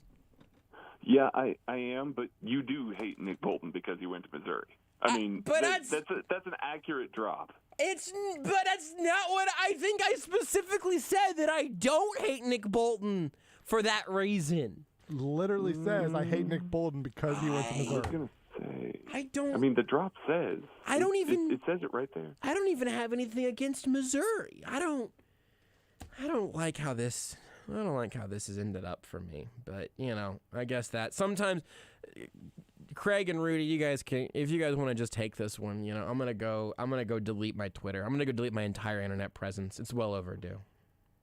Ladies and gentlemen, we got him.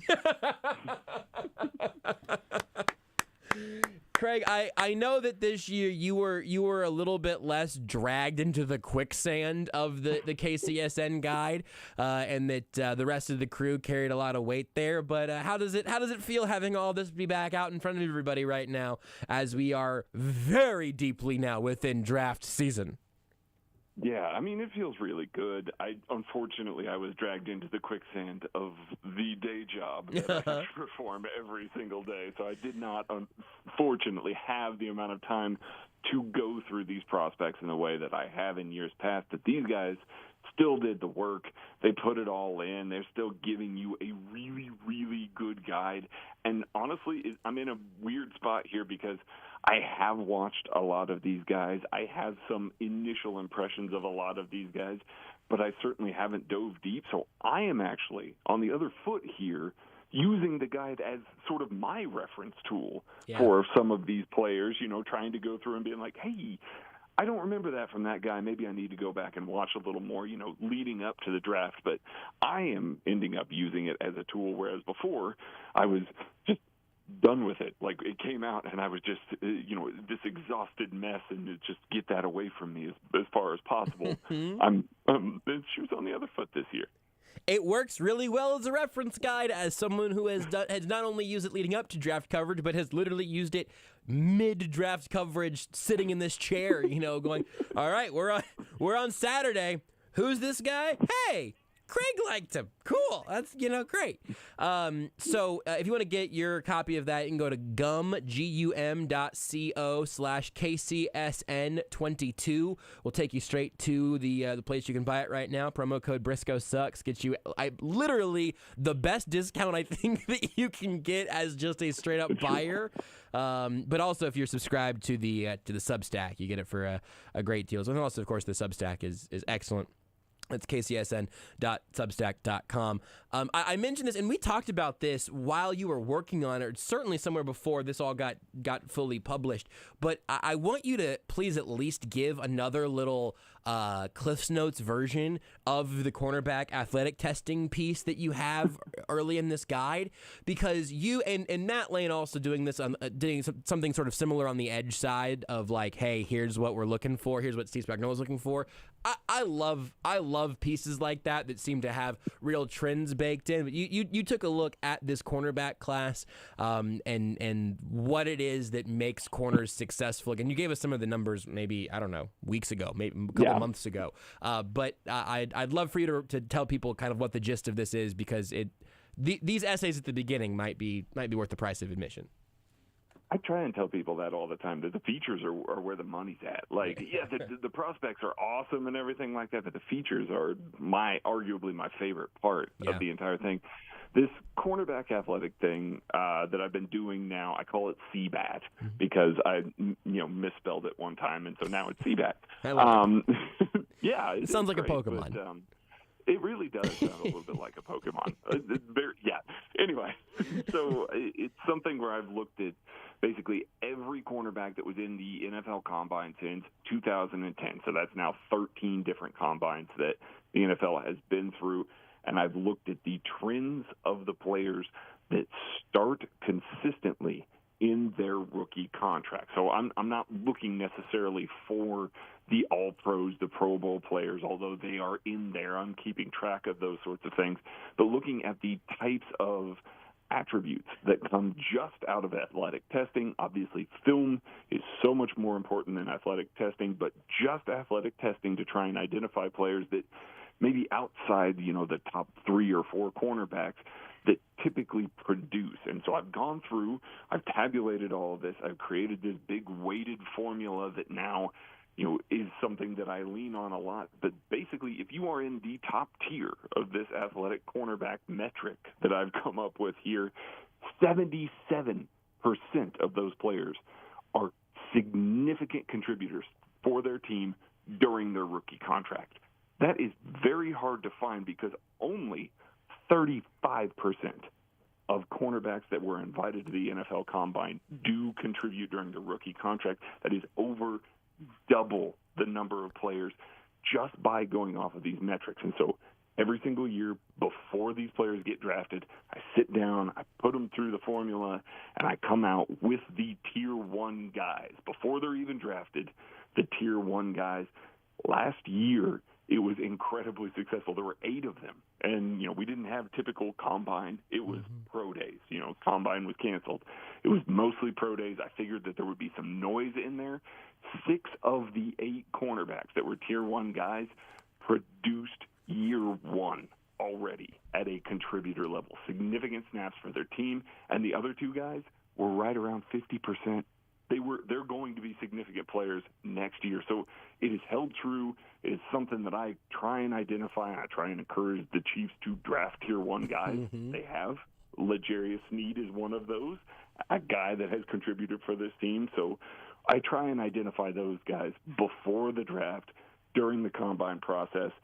That is probably way more than a Cliff's Notes thing, but that's what I try and do every single year. No, it's great, and it's like, every time you explain it, I just sit here and start shaking my head because I don't know if it's possible for us to make this point enough. Like, you've got something pretty darn definitive.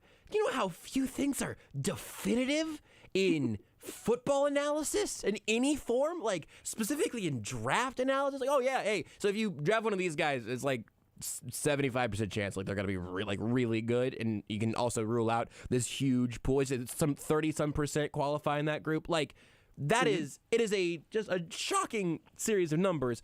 And if we can give away a little bit of a takeaway for free in the particulars of this year's draft class, the interesting takeaway for me, someone who is introduced to a draft class in earnest about the same time this guide comes out, there's a correlation there.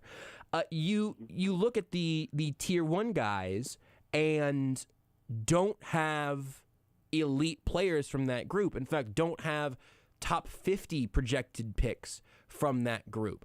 That, to me, feels like it might be a Brett Veach absolute fantasy coming to life because the guys that could fill these spots could be found later in the draft. But I'm also curious why that is. Like, is there a gap in the film of some of these guys? Is there an expectation that something isn't quite measuring up? Did you surprise yourself once you got to those results for this year?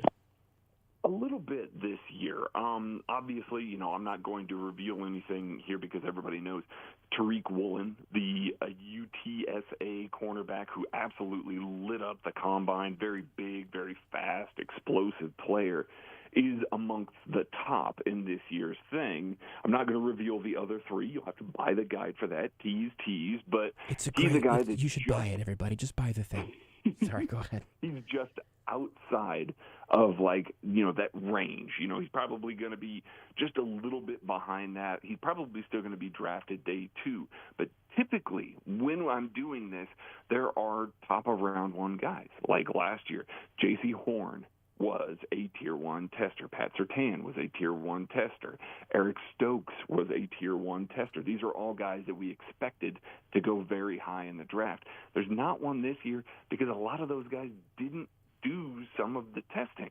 Like Sauce Gardner did not do the full range of testing. Now, he's right on the fringe of being a Tier 1 tester, but he didn't do vert, broad, bench, 3-cone, or short shuttle. So it's hard to really pin down the rest of that. He certainly, if he would have performed above average in all those things, certainly would have snuck into that. But because he didn't test, he's going to miss out. Now, another guy at the top of the draft that you're going to look at, Derek Stingley Jr., very short-armed. He is going to probably be the best player in the history of the NFL that has been drafted in round 1 with arms shorter than 31 inches. And I can say that very definitively because since 2010, there have been 3 total that have been drafted. It's Mike Hughes, Damon Arnett, and Vernon Hargreaves. Derek Stingley definitely has a leg up on those guys. He's put way better tape than any of those guys on there. But it's things like that do matter and keep guys below that threshold. Now, that doesn't mean that Derek Stingley is going to be a bad football player, but this is really, like you said, it's a Brett Veach dream, and that you've got these athletes that you can target a little bit later in the draft where Brett Veach likes to target cornerbacks and still get the athletic profile that has historically shown up to be good at the NFL level. So with that being said, do you like that later pocket in terms of cost? And again, so much of this is so determined by what 31 other teams are thinking. But if you're in the Chiefs' shoes right now, I mean, you said you agree that this is sort of a Brett Veach dream situation. Do you feel the ability to be patient at corner whenever you're looking at a team that has, I mean, I would say probably 3 Tier 1 needs right now?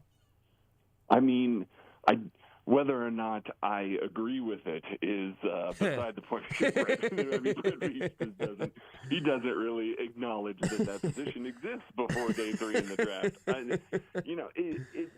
It is a situation where I could actually see this team going defensive back a little earlier. I said defensive back and not cornerback, but defensive back a little bit earlier just because that is going to be – they just need bodies, and they need good quality bodies back there. I can see them targeting some of these guys, but I can also see them double dipping. Like maybe they go safety early, come back to cornerback, but it's a safety who can maybe play in the slot, like a Daxton Hill or something like that. Circle back around and try and draft one of these Tier 1 guys a little bit later, or these guys that fit sort of what Spagnuolo wants to do and get that athletic upside, and then gamble on that guy being able to translate quickly because, again, the reasons they're going there is because their film's not particularly good. If you're fast and you run fast in a straight line and you're big and strong and all of that, that's great. But if you can't play football, you still can't play football. So, I mean, there's a fine line to be there. But, again, historically, these are the kinds of guys that do outproduce their draft slot. And so I'm very interested to see where it goes this year. On the other side of the line of scrimmage, you had a piece go up in the Substack today looking at 6 receiving options and particularly looking at what the Chiefs have done so far this offseason. I absolutely refuse to listen to the Casey Laboratory podcast, but whenever I saw that Kent wasn't on, I was like, you know what? I'll give this thing a shot. Great podcast. Great really call. Don't. Hey, thanks, man. You're welcome. I would just say, to be clear, you and Matt do a great job, and I wouldn't add anybody to that personally. But listen. Matt and I definitely suffer a downgrade in the hair department. Like, it's unequivocal. We suffer a downgrade in the hair department without our fearless leader, Kent, there. I mean, but look, you're talking to a show that feels pretty good about where it's at follically between me and Rudy, and I'm just saying, like, clearly, if you've ever listened to this show, hair does not make the show better. It's just a part of it. I disagree.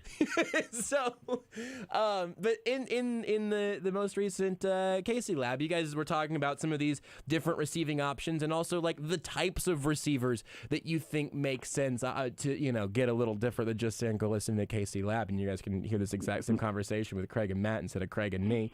I'm interested in whenever you look at the places where this team has gotten more physical with the receivers they brought in so far and with where the need is now, do you think we're about to see them go speed and quickness with a Tyreek Hill light replacement, or are we going to see a continued overhaul of this position group kind of in a new mold?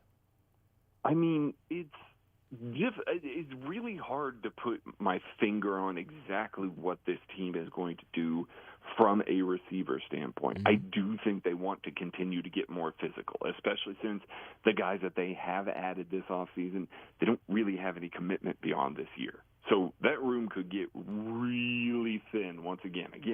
Marquez Valdes-Scantling is the only guy with a contract beyond this, and he is – they have an out. They have an out before the third day of the league year next year. So I could see them continuing to add some physicality. There definitely seems to be a focus on wide receivers that can get out, beat press, line up, and block really well on the edge and be physical with the ball in their hands. The rumored, interest in Laviska Shenault fits along that exact same lines there. So I can see them maybe continuing to add some more physical bodies to the receiver room, but they still need the speed element.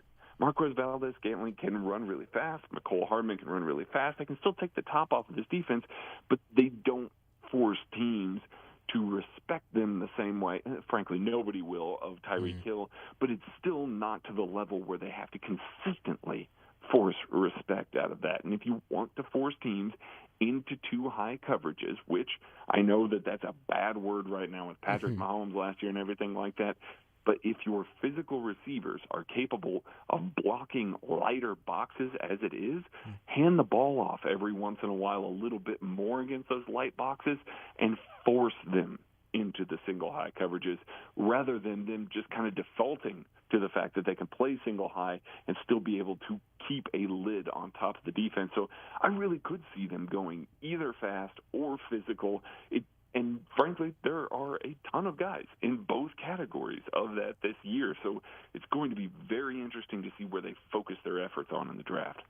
What do you like? Like, where do you look and go, oh, man, if it shakes out this way, I think this is the best thing for the offense. Here's a player that is maybe underrated at this point in larger conversation. I know again, you can check this out in the draft guide, but like you guys have a bit of an upset at the top of the board. There are also guys all throughout where you might say, here's great value specifically for what this team wants to do. I should make this point also for the draft guide before Craig answers that question. This is all stuff that is specific, an analysis that is specific to how these guys would fit with the Kansas City Chiefs. It's the scouting report on these guys, but then it's also how do they fit with the Chiefs? Who could you compare them to physically and with what they've shown so far? But specifically, it's all, does this make sense for the Chiefs, which is an incredible asset to have as a Chiefs fan getting prepared for the draft now. So I've given another promo, so you'll give me a good answer. I mean, yeah, that's what it is. I mean, we try our best to try and put fits on all that because we can talk about, oh, this guy has this strength, this guy has this weakness. Fitting those types of players into the Chiefs' offense, is the key part of this. And so, from my personal preference here, I still think they need an X receiver. I don't think they've got that guy, and they haven't had that guy. Actually, they probably only had him about half the time in Sammy Watkins. Yeah. Now, the logic could be Travis Kelce can handle some of that. You can take him out of the box a little bit more.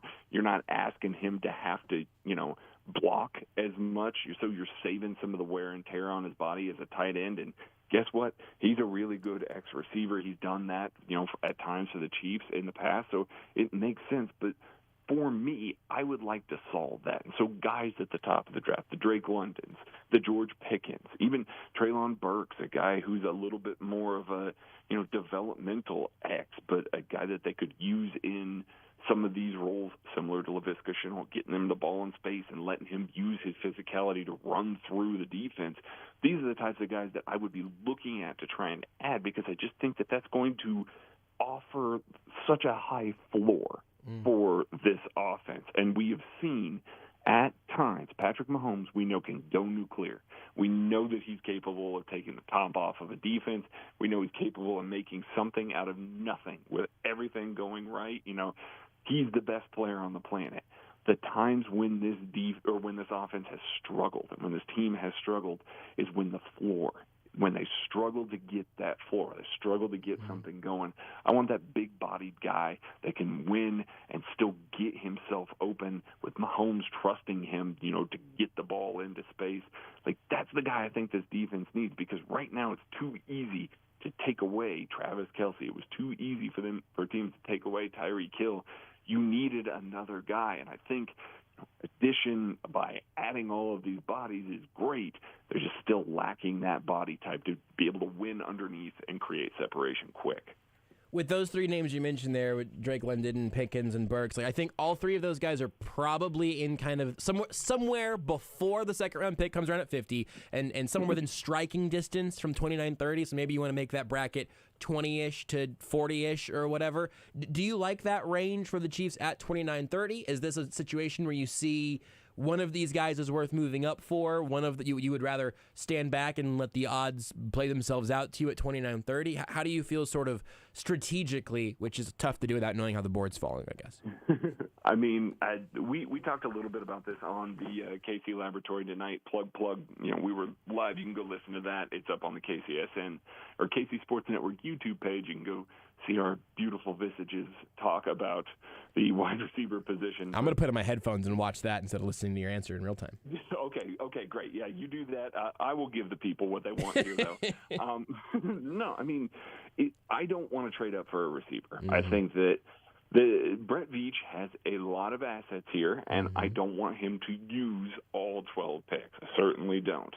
I just don't love what you get by trading up here. Now, I get it. If you miss out on all of these top guys, you're in no better shape. But I think I'd rather stay put. I'd rather draft a wide receiver at 29 and then use the pick that I would have maybe used to move up. Let's call it the Ryan Poles pick, just to throw it out there in 103. I'd rather use that pick too for a wide receiver. Yes. I think that this draft is very deep, so I would rather take a Sky Moore and maybe circle around for a guy who, doesn't have a whole lot of hype right now because of his terrible combine performance, in David Bell, who can get on the field quickly out of Purdue, who can be an X receiver and try and solve a couple of things. Give yourself a high ceiling with Sky Moore. He could be one of the better receivers in the draft, but he's going to take some seasoning. So give me another guy with a high floor in David Bell, a high ceiling in Sky Moore, to go with this receiver group and know that you've got options next year and youth at the position to bond with Patrick Mahomes. Like, that would be my personal preference. I wouldn't want to trade up for one of those guys. Cut to me on draft day with George Pickens sitting there right before the Green Bay Packers were about to pick him. I'm like, no, go get him right now. Like, that's, so I reserve the right to change my mind, but currently that's what I'd prefer to do. You are preaching such a good gospel right now, because this is maybe where I am happy to talk about larger draft trends more than I'm anywhere near equipped to talk about wide receiver number 30 or whatever. But if you give me the chance to draft a receiver at 29, take your edge of choice or whatever at 30, and then go ahead and use the pick that you would have used to move up from 29 to 24 or to 22 or whatever it would have been, and just go double dip, You've made this point already. Nobody's under contract after this year. They're not just building the 2022 receiver room. They're building the 23 and 24 and 25 receiver room. And also the draft is hard. We don't really know. Like, A.J. Brown should have ended up going earlier, and we just didn't really know. Sometimes that stuff happens. So that that is music to my ears. I cannot wait for the Chiefs to trade up for Treylon Burks. Now listen. Yeah, no, that's probably what's going to happen. No, to be fair, I want to make this point abundantly clear. I would 1,000% trade up for a pass rusher. I think that the top 4 in this class are guys that the Chiefs just will never have a shot at drafting. But the wide receiver talent consistently, year after year, I think you can draft a lot of high-end wide receiver 2 types at the top of, or basically where the Chiefs are going to be picking every single year. So keep adding those sorts of guys, hoping that Patrick Mahomes can elevate them to the wide receiver 1 type, and then taking stabs at guys to try and find that wide receiver 1. Your pool of players that can contribute at a high level is more in the wide receiver position group year after year than it is in, like, the defensive end position group. So I would 1,000% trade up to get one of those guys. But if the price is too high to go up and get one, I'm staying put for pretty much everybody. So let's talk about the edge group then, because you're drawing that line at a pretty low number in terms of, hey, these are guys that can make a legitimate impact. I'm also curious just like what level of surprise you are that we're sitting here in the second week of April and the Chiefs starting defensive ends are Frank Clark. That was the whole list because I was going to say and Mike Dana, but we know, and I don't know what Frank Clark should be right now. I mean, where are you at on that group, and then also, I think it seems reasonable. They're not going to get an elite player at 29 or 30 when it comes to rushing the passer. So what do?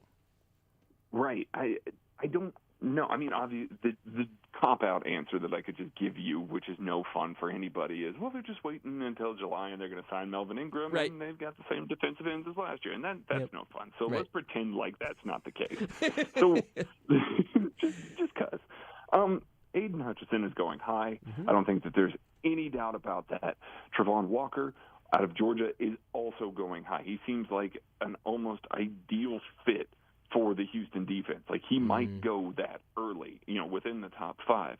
So with that being said, you are hoping Jermaine Johnson and Kayvon Thibodeau are the 2 guys that you have fall to you, or at least fall to the point where you can draft them. I don't think that both of those guys are definitely going to fall out of that because they are truly quality players that are going to be at least high-ceiling pass rushers, good enough run defenders, and are going to be perfectly capable of coming out and being dynamic edge players within their rookie contract. Guys like that don't go outside the top 15. So you've got to hope that one of those guys can fall far enough that the Chiefs can use pick 29 and 30 to move up to about pick 9. I don't know that I love that, but that's about where they can get. It's highly possible that an edge defender goes off the board in the late, single digits there, and there's one left. If the Chiefs want him, they may have to come up that far for him. That is tough for me because you are forecasting so much of your draft capital, but it is for such a tough position. I am on the fence. Like, I daily kind of waffle back and forth with that. The only wild card with this is there is a 5th player that would have been included in all of this if he was healthy, and David Ojabo out of Michigan. He is a guy that is a little bit raw.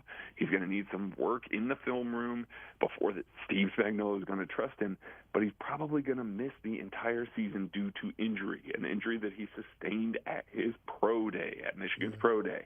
So you're probably not getting anything out of him year 1, and I know that people are immediately noping right out of this scenario, but he is a potential high-ceiling pass rusher, and you're going to put him in the room with Frank Clark, with Melvin Ingram, with Mike Dana, these guys that are notoriously good with the film study side of things, and you're going to put him next to them for an entire year and say, just soak all this up. And so he's going to learn on the job a little bit there, and then you've got a truly high-end pass rusher that you would not have the potential to draft, like, ever in the 2023 season. It doesn't fix anything, but it is a guy that you might not have to trade up at all to try and draft. So an option there, I just don't know. Chiefs are notorious for avoiding medical situations, especially in the first round of the draft. But man, that's a guy that I would absolutely take the gamble on. It's interesting because, as you said, I mean, that the price you're paying there isn't a first-round pick to move up, like packaging both picks or having some sort of truly terrible season, or I was going to say, trading one of your best players, but Tyreek Hill did not get him a top 15 pick. Got him right back there where they're already at.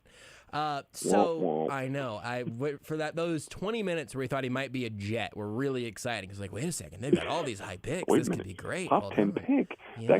That could be a Kayvon Thibodeau. Yeah, exactly. Yeah, exactly. They weren't offering any of those. Awesome, cool, great. Thank you for playing Jets. Really glad you were here. Tyreek was totally interested in going to you. Also, it's true. No, really, we believe him. So I am very enticed by that line of logic because also, again, if he's there at your 29-30, if you've also stood pat waiting for your receiver to align there, you've kept just think about how excited we would all be to talk about the Chiefs draft capital if they merely had 1 first, 2 seconds, 2/3, and 2/4.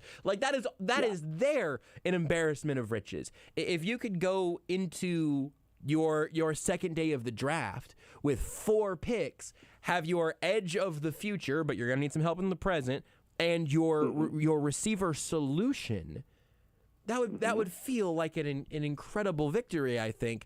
You said you would take the gamble, and you mentioned that the Chiefs obviously have steered cleared from medicals for the most part, but do you think there's a chance? I mean, maybe. I mean, he's that good. Like, he is that good. There are people in the draft community that liked a lot of what they saw out of David Ojabo better than what they liked out of Aiden Hutchinson. I can't say that I'm the same, but Aiden Hutchinson is potentially going number 1 overall in the draft. Why was Michigan not better? Well, let me tell you a story about the offense. No, no, their defense was fearsome. They were really, really good, and they had 2 stud edge rushers, and Ojabo was one of those guys. So, I mean, you look at all of that, and the best part about that is then the sweet spot of the draft after you're making picks like Ojabo, like, name the wide receiver that you want that's a realistic thing there at, the other position, is then you got to pick at 50, you got to pick at 62, and you can package some stuff. That's the spot where maybe you package up a little bit and you move forward. Maybe you can get a safety. Maybe one of these guys falls a little bit. Baxton Hill, Lewis Seen, Jalen Petrie.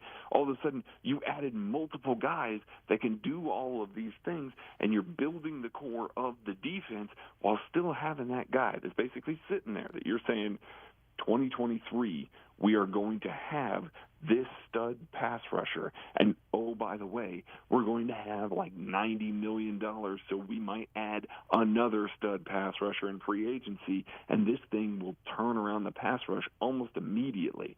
You're not going to necessarily get a better solution at pass rusher in year 1. A lot of the rest of the guys in this draft are guys that I like, but after those top 4, you're not going to get the sort of year 1 production that you would hope for these guys. It's high ceiling, sure, but if you're willing to take a high ceiling guy and play him, 15 to 20% of the snaps in year 1, give me the guy with the higher ceiling and play him 0% and know that you're getting just a true steal and still have 4 years of rookie contract control. I am so ready to be hurt again whenever everything that you just laid out in this beautiful future is thrown away because Brett Veach went to trade for a right tackle. I know. I'm gonna have a conniption. Here's my last thing, Craig, is honestly I've said a lot of nice things about this draft guy, but I haven't believed the word that I've said about it. In fact, I believe that anyone can preview the draft in any state of preparation or otherwise, as long as it's for about a TV hit length of time. We have a 24-second NBA shot clock that we use for all sorts of things around here. So why don't you just give me a player? I will give you my analysis of them, and then everyone can just agree that we don't need to buy your dumb draft guide. Okay, yeah, that sounds good. His name is D'Angelo Malone. Yeah. He's 6'3", 243 pounds, out of Western Kentucky. Do you need a position, or can you just go from that? The audience needs the position. Okay, let's call it a linebacker then. Okay, and give me the height weight one more time for the audience. It is 6'3", 243 pounds. D'Angelo Malone out of Western Kentucky. Go ahead and hit it, Rudy. Look, out of Western Kentucky, maybe you haven't watched his film, but of course I've been grinding it all college football season long. Good size for a linebacker, but also the question really is, off ball, can he get after the passer? What if you wanted to go ahead and make him a little bit more of a tweener? I think he actually, at the next level out of Western Kentucky, I think he has a chance to move outside a little bit, maybe in a 3-4 scheme. You put him on the edge, let him pin his ears back, go get the quarterback. That's what I think about that player whose name I do remember. How'd I do? Actually, that's pretty good. Whoa! He is a little bit of a tweener. He played a little bit of edge in Western Kentucky. So, yeah, not bad. Very, very slender. See, listen. That's not how Josh, that bit was supposed to go, guys. That was not how see? I mean, I think I picked the wrong player. I made it too easy on you. Give me one more. No, that was great. Give me Okay, you want one more? Give me one more. Okay. Let's see here. I can't give you an interior offensive lineman because I think I could do it. You're just going to list the same sorts of stuff here. Yeah. All right. Okay, here we go. Austin Deculus, 6'5", 321-pound defensive tackle. You know I love the big guys in the middle. Austin Deculus, look, the question, where did he go to school? LSU. Out of the SEC, he's seen big-time competition. He's been across a future NFL offensive lineman, and he's been able to hold his own there. Again, a lot to work on from the interior. You want to see his footwork take another leap at the next level, literally, maybe figuratively as well. Am I right, folks? But ultimately, I could see an early day 3, maybe late day 2 flyer here on Austin Deculus. Love it. Love it. He gets overwhelmed by power rushes. Man, I knew that. Not a lot of sand in his pants. Not a dancing. You forgot the word dancing bear. Yeah. I'm trying to think of all the other ones. I didn't give the arm length. Yeah. I didn't give a draft. I didn't give a round on the linebacker. I'm gonna say he's a great mid-late day 3 flyer. Yeah. See, if you just call it mid-late day 3 flyer, and then when he's drafted a little bit early, you just go, "Wow, that went earlier than I expected." That was a reach. And then they're just going to be like, no, "That was Aiden Hutchinson." Listen, would have been a little higher than I would have taken him. Just saying.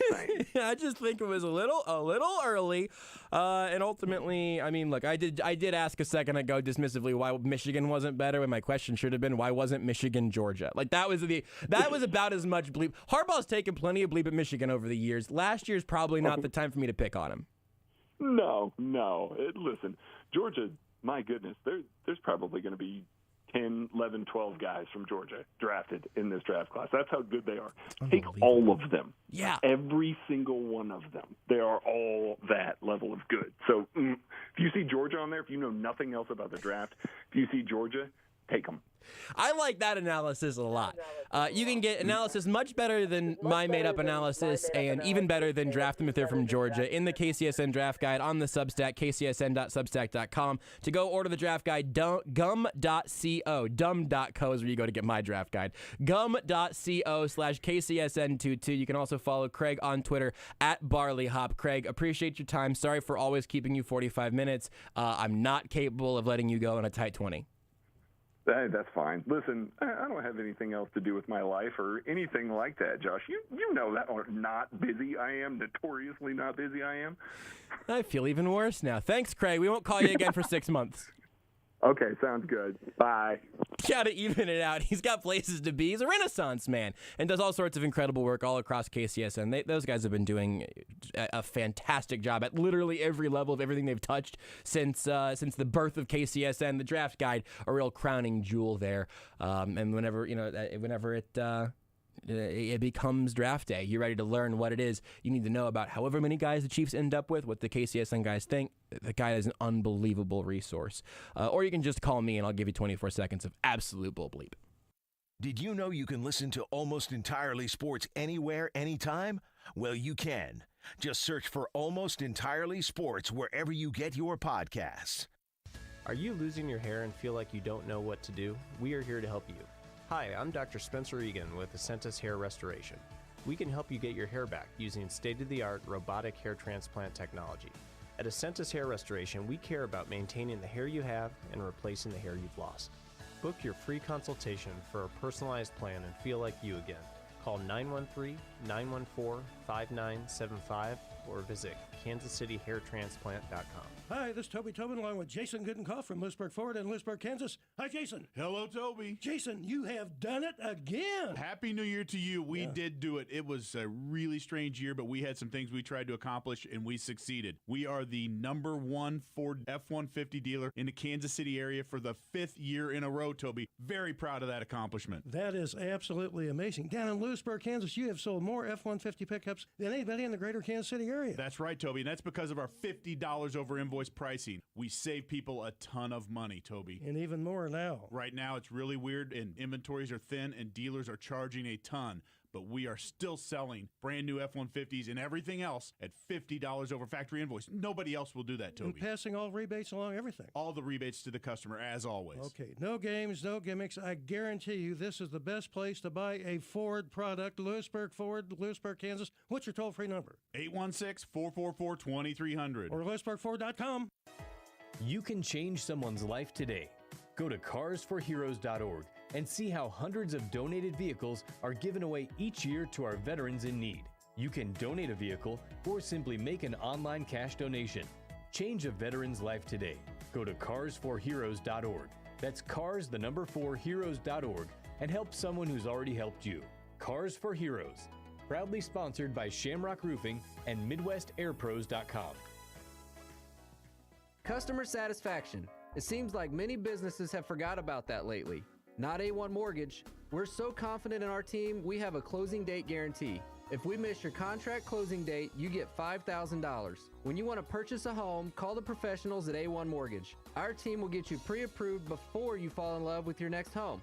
VA, FHA, USDA, and conventional loans. We will customize the perfect loan for you start to finish. Call A1 Mortgage at 816-822-8888. That's 822-8888. We can close your loan in as little as 10 days, and our $5,000 closing date guarantee will give you peace of mind. Call A1 Mortgage 816-822-8888. That's 822-8888. Or apply online at a1mortgage.com. A1 Mortgage, making your dreams a reality is what we do. A1 Mortgage Group, LLC, a Kansas and Missouri licensed mortgage company, NMLS 268370. Terms and conditions apply. Subject to change without notice. The Burger Shed Restaurant is now hiring. Located off K10 and Ridgeview inside the Embassy Suites Hotel in Olathe. The Burger Shed is looking for servers, bartenders, hosts, and runners. Competitive wages and incentives available.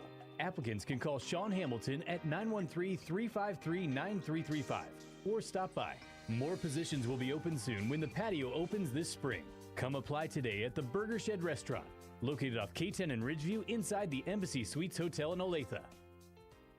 Well, spring cleaning is here, and my new E-Tech custom coating garage floor has made it much easier to clean the garage. My KC Sky Blue floor from E-Tech has been a game changer. E-Tech uses a process that's 4 times stronger than epoxy and has a 15-year residential warranty. Give E-Tech Custom Coatings a call today for a free estimate. That's etekcustomcoatings.com. Call E-Tech and tell them Nate sent you, and you get 10% off your E-Tech floor. 913-745-3732. Robert Brogdon's Olathe Kia has extended their 90-day money-back guarantee. So if you're looking to buy a new vehicle like the 2022 Kia Telluride, Seltos, or Sportage, buy from Brogdon. If you don't love it, return it, no matter what the mileage, and they'll refund you 100% of the purchase price. But if you do love it, you've got a great vehicle with a 10-year, 100,000-mile warranty. Drive with confidence in a new Kia. Shop OlatheKia.com or stop by. Just a short drive from I-35. Customer must register vehicle. Warranty is a limited powertrain warranty. See Kia.com or retailer for details.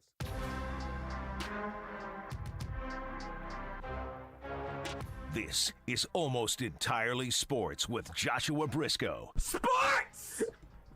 Sports! We're talking about sports! Pew, pew, pew, pew. On Sports Radio 810 WHB.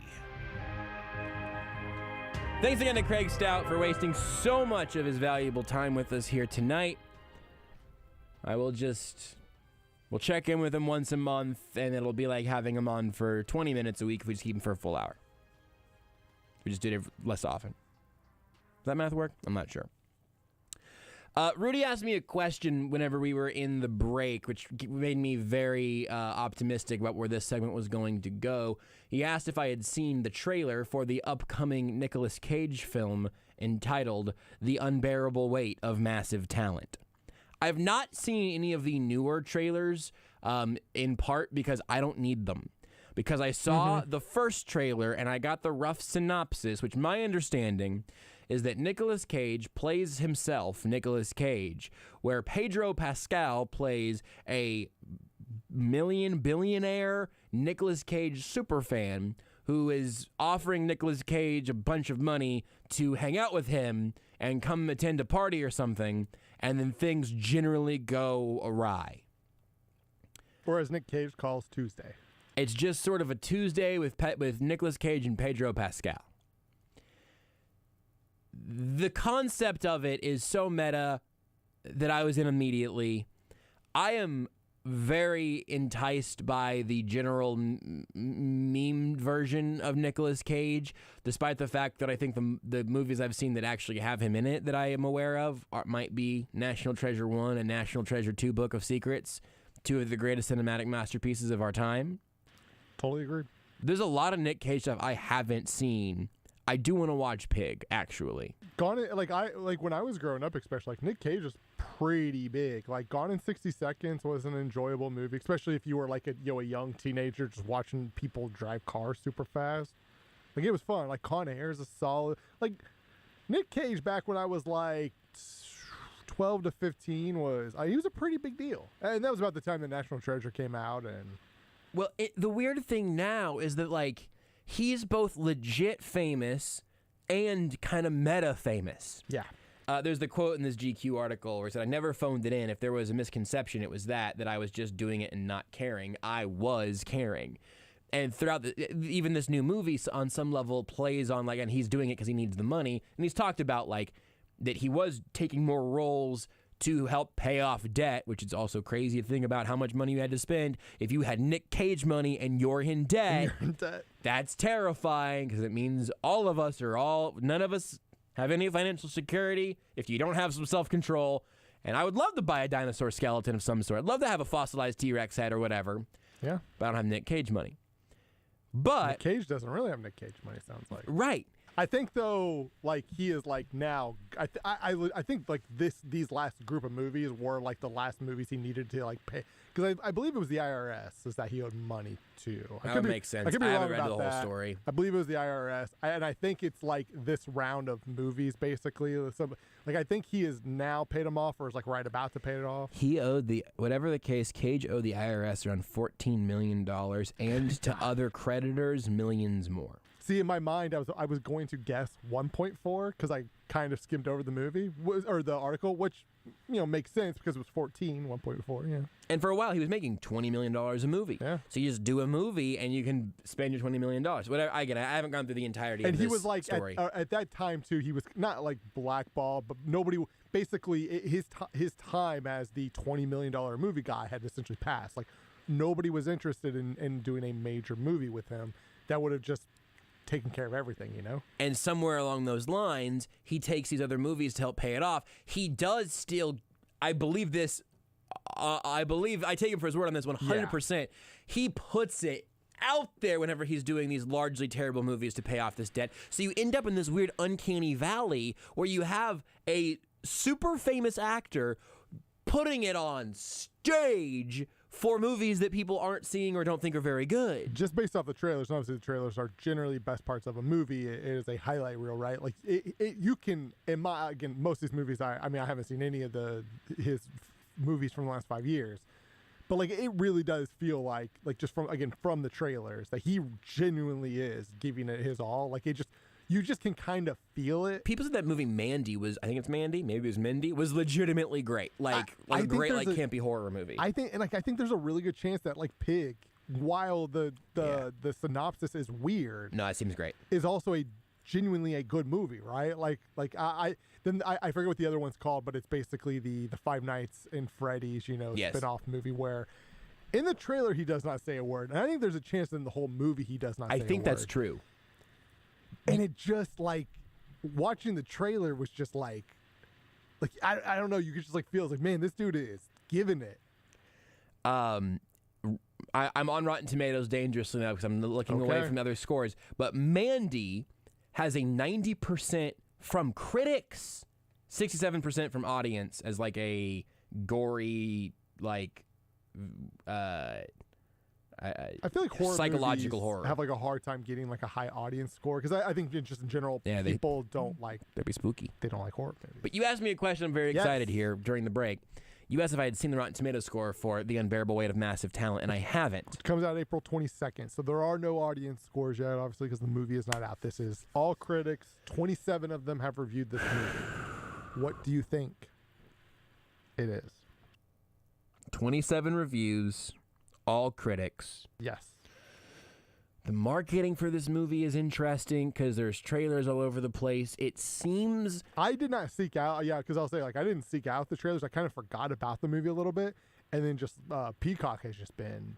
it seems like every commercial is like, I see the trailer. It seems tongue-in-cheek and self-aware while also being weird and maybe legitimately funny. I am holding an optimistic stance for this movie. But it's also, what do you think the critics... What have the critics said about it?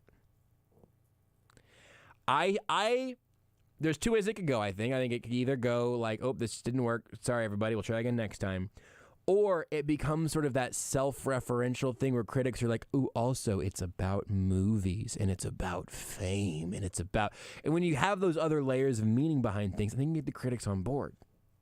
Who wrote and directed this? Do we know? I mean, I can probably get that for you very quickly. If you're on the Rotten Tomatoes page, I'm guessing there's credit for it. I'm wondering if there's a directorial connection to some other movie that we would know. Tom Gormican. What's his? Which sounds familiar. See, that's the game I want to play. I want to know that, and then I'm going to get you an answer before the show ends. But I'm going to play 21 questions for this for a while. Also, the name of it is so bleeping good. His first big thing was that awkward moment with Zac Efron, Miles Taylor, Michael B. Jordan. Okay. That is it as far as movies go. And then he did the TV show Ghosted. He was an EP of. But he's only on 2 movies. He's only directed 2 movies. Wow. I think that I was hoping it was going to be someone that like maybe had done some weird successful stuff before.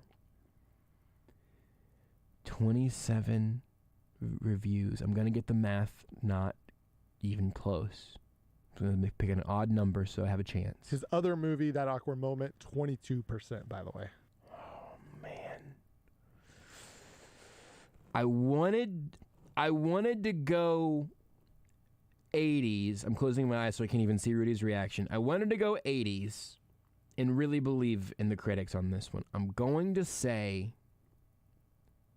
77. 77%? 77% final answer. Is that beat me to it? Yeah, final answer. Final answer. And this movie, The Unbearable Weight of Massive Talent, starring Nicolas Cage as Nicolas Cage. Rated by 27 of our fine, esteemed critics, reviewers. I'm so nervous. We got 100%. Yes! Yes! We got 100% We movie! did it!